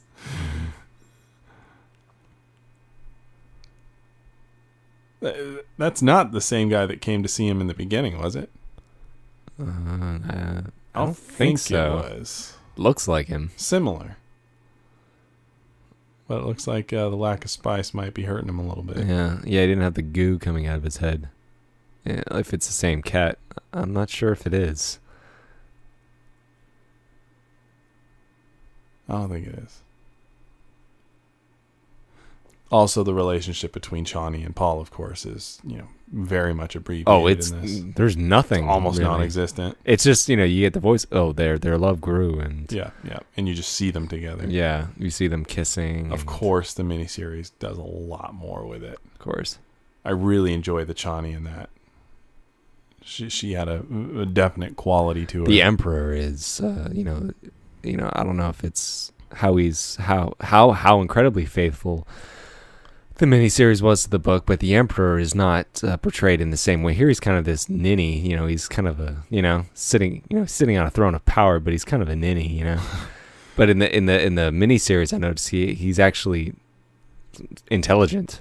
He's not just a guy who has been sucking up the spice and he's just kind of dumb and he's got all this power, and he's in this position because he has power. In the miniseries, I got the impression, this guy's actually intelligent. He has some brains and something. In this, he's just kind of like, he's in power because it's been passed down to him, and he has all these other intelligent people around him. Like right. the Bene Gesserit women and Spice, the navigators and the doing all this bidding for him, and they're the real power behind the throne, I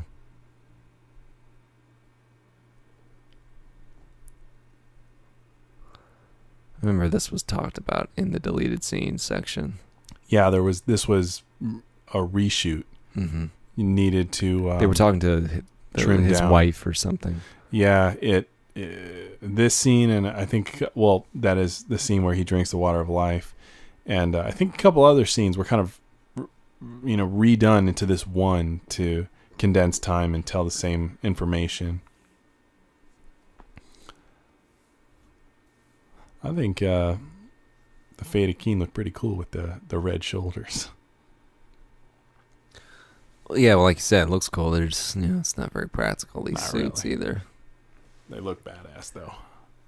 Here we go with, Sean Young, too, like Kyle MacLachlan, and I really felt like they got enough due. Well, because people, when they talk about Sean Young, they're like, oh, she's scary. Yeah, she's got a reputation. She's eccentric, whatever, fine, but that's her personality outside of her work. I'm talking about her in front of the camera. She doesn't really get much to do in this, It's unfortunately. like, well, yeah, that's true, but it's like, Shatner. People like talking about Shatner being an asshole. But there comes to be a certain point where I'm like, whatever. I'm not talking about him. I know what you're saying. But if you there's a certain point when you see too many of those Priceline commercials where that's who you see when you watch Star Trek. So you have to be very careful about your image.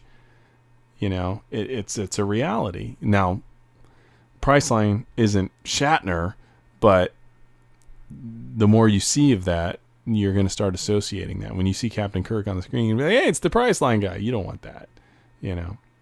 That's why Shatner wasn't in the new Star Trek. Because Nimoy has a good rep. He looks good.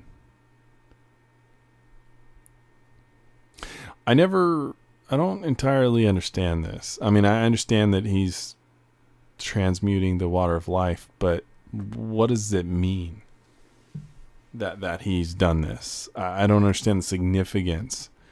If I remembered the book, I know it's there. I just don't understand the significance of doing it. In in this universe? You know, why is it a big deal that he can?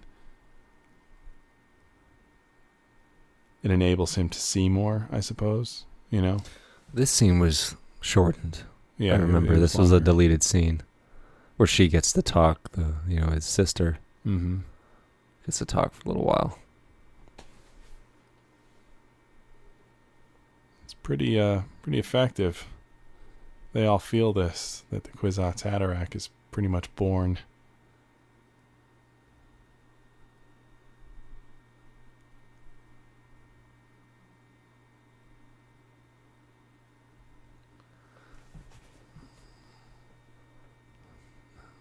This shot reminds me of something else, and I can't put my finger on it. Star Trek 4. Is that what it is? Yeah, yeah. I think that's what it was. The time traveling sequence. Yeah, that's what I was thinking of. Okay, thank you. Spock, you're talking about the end of every life on Earth. Damn it, Jim, where are we?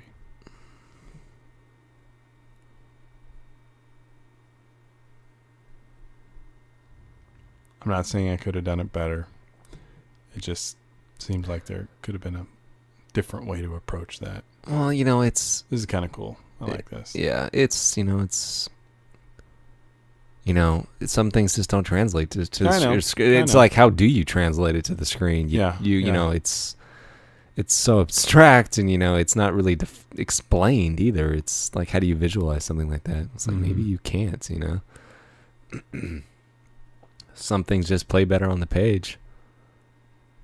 And vice versa in some cases.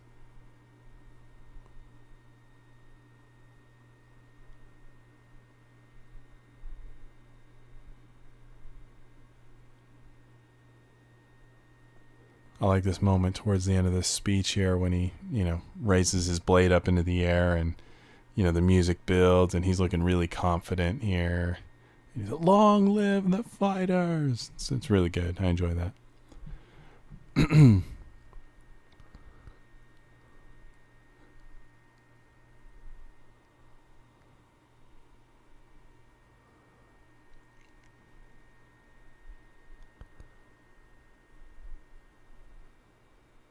What do you, we mentioned briefly at the top, Children of Dune.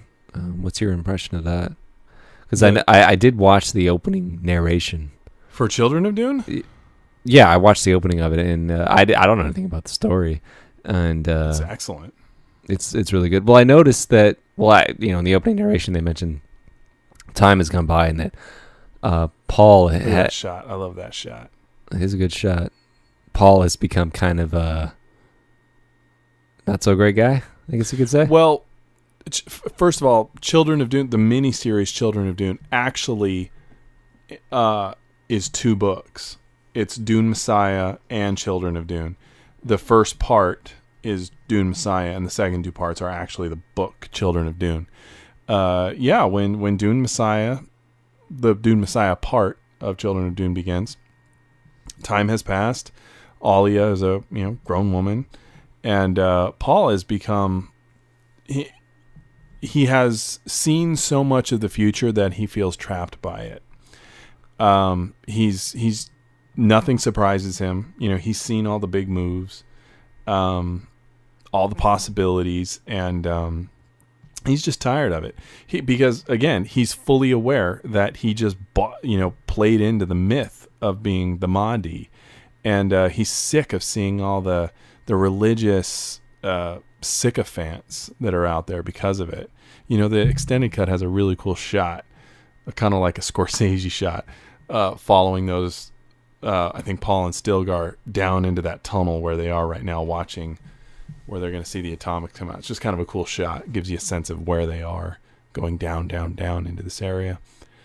But that's where we pick up Paul in Dune Messiah. He's just tired of the myth. He doesn't want to do it anymore. He knows what's going to happen anyway, so he just doesn't care anymore. Paul pretty much checked out in Dune Messiah, and he leaves at the end of it. At the end of Dune Messiah, he walks out to the desert and disappears. Yeah, it kind of reminded me of the way that I forget which Star Wars audiobook it was, because you want to talk about canon when you get into that, But the way that you never really do think about what happens after, the people have been set free from the evil empire. What does happen after that? And they address it in that Star Wars audiobook. New empires rise from the ashes of the old. It's kind of the same thing. Well, yeah, and in this case, and what happens in this case? Paul isn't. Paul's government takes over, mm-hmm. and there's a lot of people that aren't happy with that either, because he's got a certain way he does things, and he brings a holy war across the universe with the Fremen, and a lot of people are not happy with him. There's assassination attempts and all of that. Maybe it was Dark Empire. That's one of the more well-known Star Wars books in the expanded universe. That's a weird-looking dude in between Eurolon and the Emperor back there. She looks nice. She looks like a bitch. Well, I meant she looks nice. She's very pretty. Yes, don't get me wrong. Oh, yes.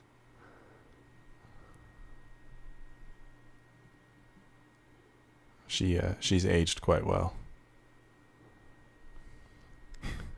This is explained a little bit more. I remember from in the miniseries the way what she uses to when she poisons the Baron with her. Well, she doesn't do it here. This is but she has the poisoned the Gom thimble. Yeah, the thing is a little bit more explained.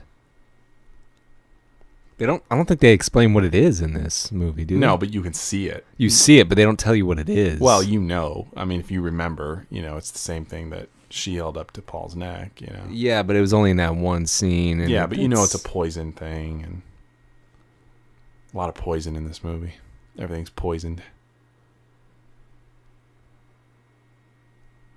She is so creepy.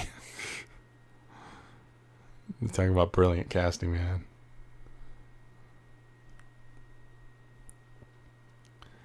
So we have worm sign the likes of which God has never seen. Yeah, he does deliver it well. I like Gurney's long hair. I wonder if it's got to be fake. Patrick Stewart didn't grow it out. Yeah, I'm sure it's extensions.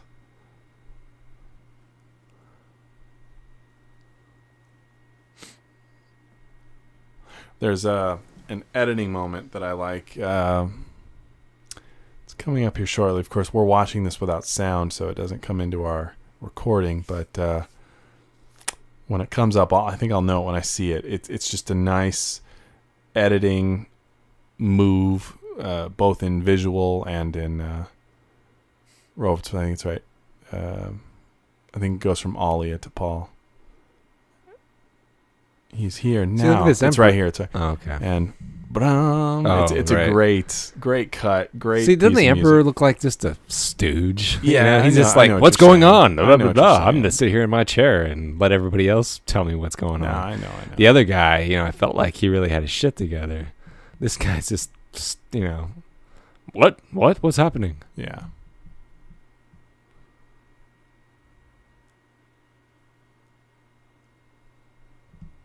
These are some pretty epic shots, man, of these guys on the worms. Yeah, they don't look that bad either. Pretty badass. Yeah.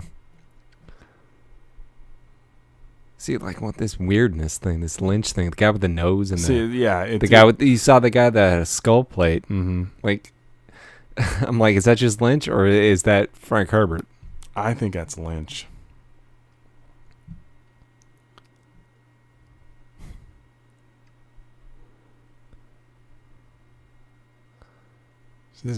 That's odd. You mean that little turret thing they were sitting at? I always thought it was a little too video gamey. It is. It is. Yeah, you guys don't stand a chance.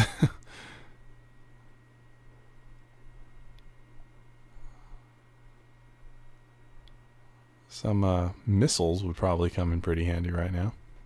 You think they'd have those?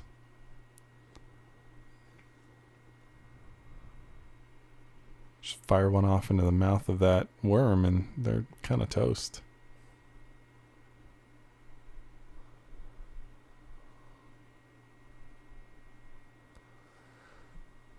Well, yeah, they have them. Yeah, exactly. A couple of those, and this battle's over. Now, when I was watching this the other day, I was curious, what's stopping those worms from going right back underground and taking the Fremen with it? They don't actually explain that. I think because if they did, it wouldn't make any sense, because they're getting shot at. They can go underground. You think they'd just be like, we're out of here, guys. And every single one of them would die. The Fremen that are on it.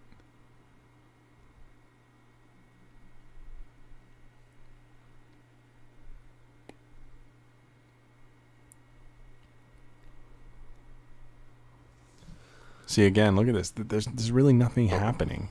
No, yeah, it's just kind of a bunch of... It's a shots. montage battle, It's not... Yeah. It's got no meat. As we're coming up to the end here,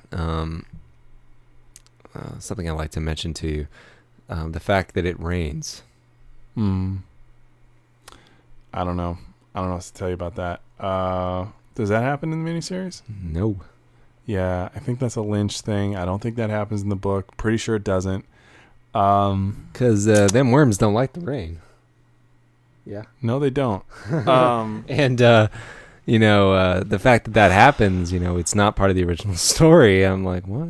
I always got the impression that Paul sort of willed it to rain. But... That's the way I always kind of felt. But, growing up the film. But yeah, it kind of doesn't make any sense. And that this is a desert planet is probably, important to these indigenous creatures. So yeah, to change that, the ecosphere is probably not a good idea. I mean, it's a cool moment, Well, yeah, in this telling of the story, Paul says it right at the beginning. Never one drop of rain on Arrakis. Yeah. And at the end, we have drops of rain. Mm-hmm. That shit looked like it hurt. He's got that big gash on his See, as a face. kid, it always felt like she popped him, and he's kind of blowing around like a balloon, losing air. That's the way I always thought of it. So she popped him with the little needle, and he's, Yeah. That's No, just she kind of pulled the way out I his saw plugs, and yeah. out he goes.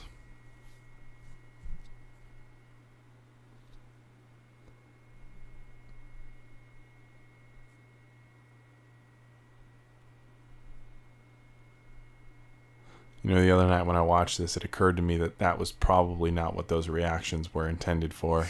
That was just an editing trick. Yeah, I think you're right. It reminded me of some of our fan edits where you tweaked a shot to mean a different thing, and it just occurred to me that's probably what happened there. That's a Lynch moment. Look at that red hair come down. How cool. Of course, even in a David Lynch movie, a popular, well-written sci-fi book, you can't get away from ending it to a mano-a-mano fist fight.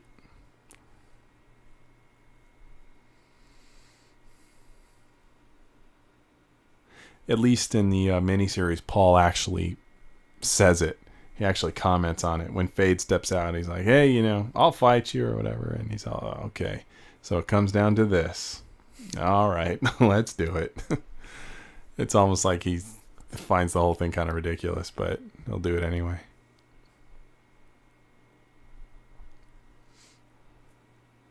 See, there's Thufir, but without the payoff of what happened, what they cut, it's irrelevant having him there. And if you'll notice, he disappears because they actually did address what he was doing there.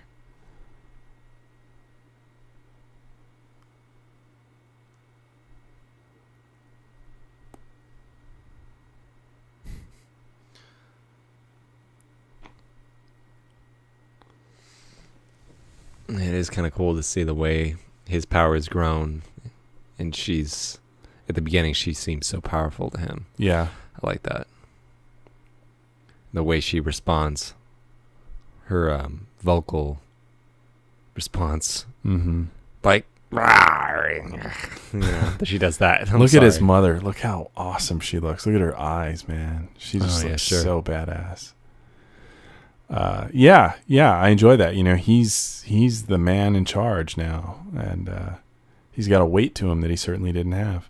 You know, as this movie's wrapping up, I'm realizing just how many of the things, kind of like what you were saying before, that I kind of thought would still be in this aren't in this, that are actually part of the extended cut, and you know, never felt out of place to me, as opposed to some of the other shots in the extended cut, which seem, you know, bad. But there's Michael Bolton, and I miss a lot of it. They keep cutting to shots of his mom, and she just looks so cool. Just makes me, you know, hope that one day we'll get, you know, special edition of this film with. Look at her. Oh yeah, she does. With you know, both versions of the movie, and a Lynch version of the movie, and a commentary about Lynch and other people. You know, just go back and give the movie its respect. You know, it would be nice.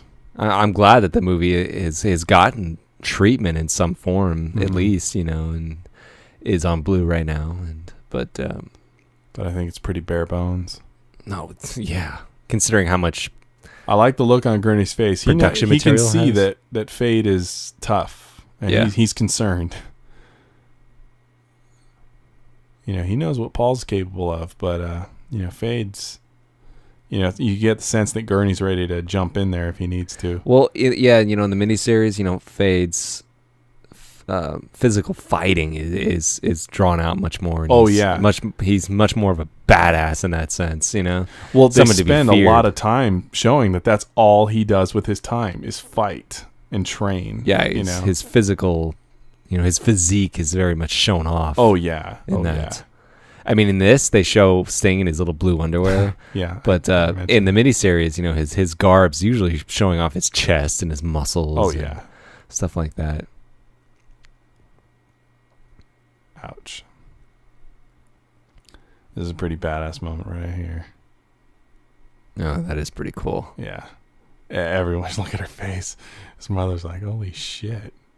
Eyes go white. That's nice. Nice touch. No longer needs the weirding module. Even Stilgar's like, what, Dave? Damn. I know you had to kill him, but damn. Did you really have to go that far? You have to split the ground, and he's already dead. Yeah. It's like, that's kind of overkill, buddy. That's literally overkill. He's dead. Dude's dead. He's extra dead. It's like, you made your point.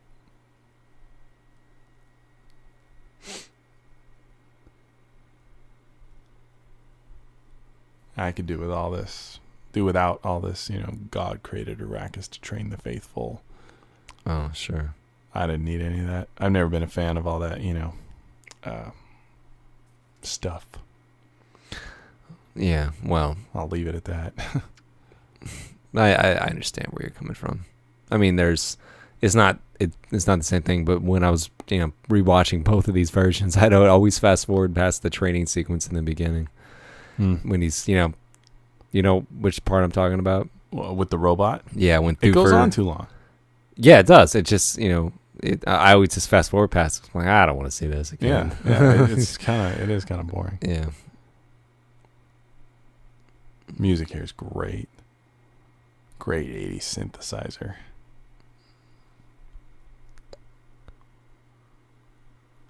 Yeah, see, it's not supposed to end this way, as far as I know. Yeah, no. No rain. The music building. Mom looking awesome. That shot, her reaction. And the music just thundering in. Yeah. So good. It's good sync.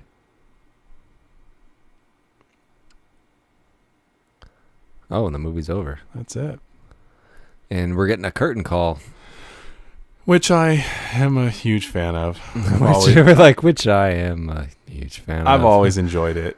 I mean, it's classy, because there are so many characters. It reminds me, I always expect to hear, "It's Christmas, what a wonderful That's word." True. That's true. The only thing that bothers me is you'll get a couple We're shots. referencing Santa Claus the movie. I'm sorry. Yeah. Sorry The for singing. only I thing that apologize. bothers me is like that shot that where again. it's clearly from the movie and they just freeze framed it. Mm-hmm. That kind of pisses me off. And I think there's another shot where they do that too of someone. And I'm like, come on, man. You couldn't just do a still shot for someone real quick somewhere? Yes. That just irritated me. But the song, of course, is great. And it's nice to see how the characters go out this way. Yeah, you don't see movies have curtain calls like this anymore. No, you don't. It's kind of nice. It's classy. You're right. Yeah.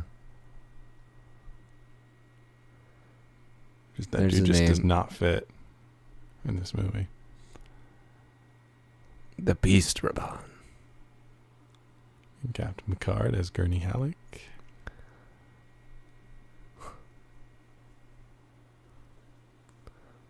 Oh yeah, it's the shot of this guy. Yeah, where it was taken from the Max movie von as well. Sydow. That bugged me.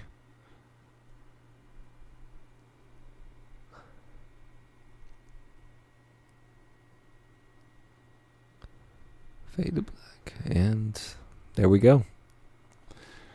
There's Dune. There's Dune. Any final thoughts? Well, that was the longest movie we've ever commentated on. I'm glad that we've finally given this movie a commentary.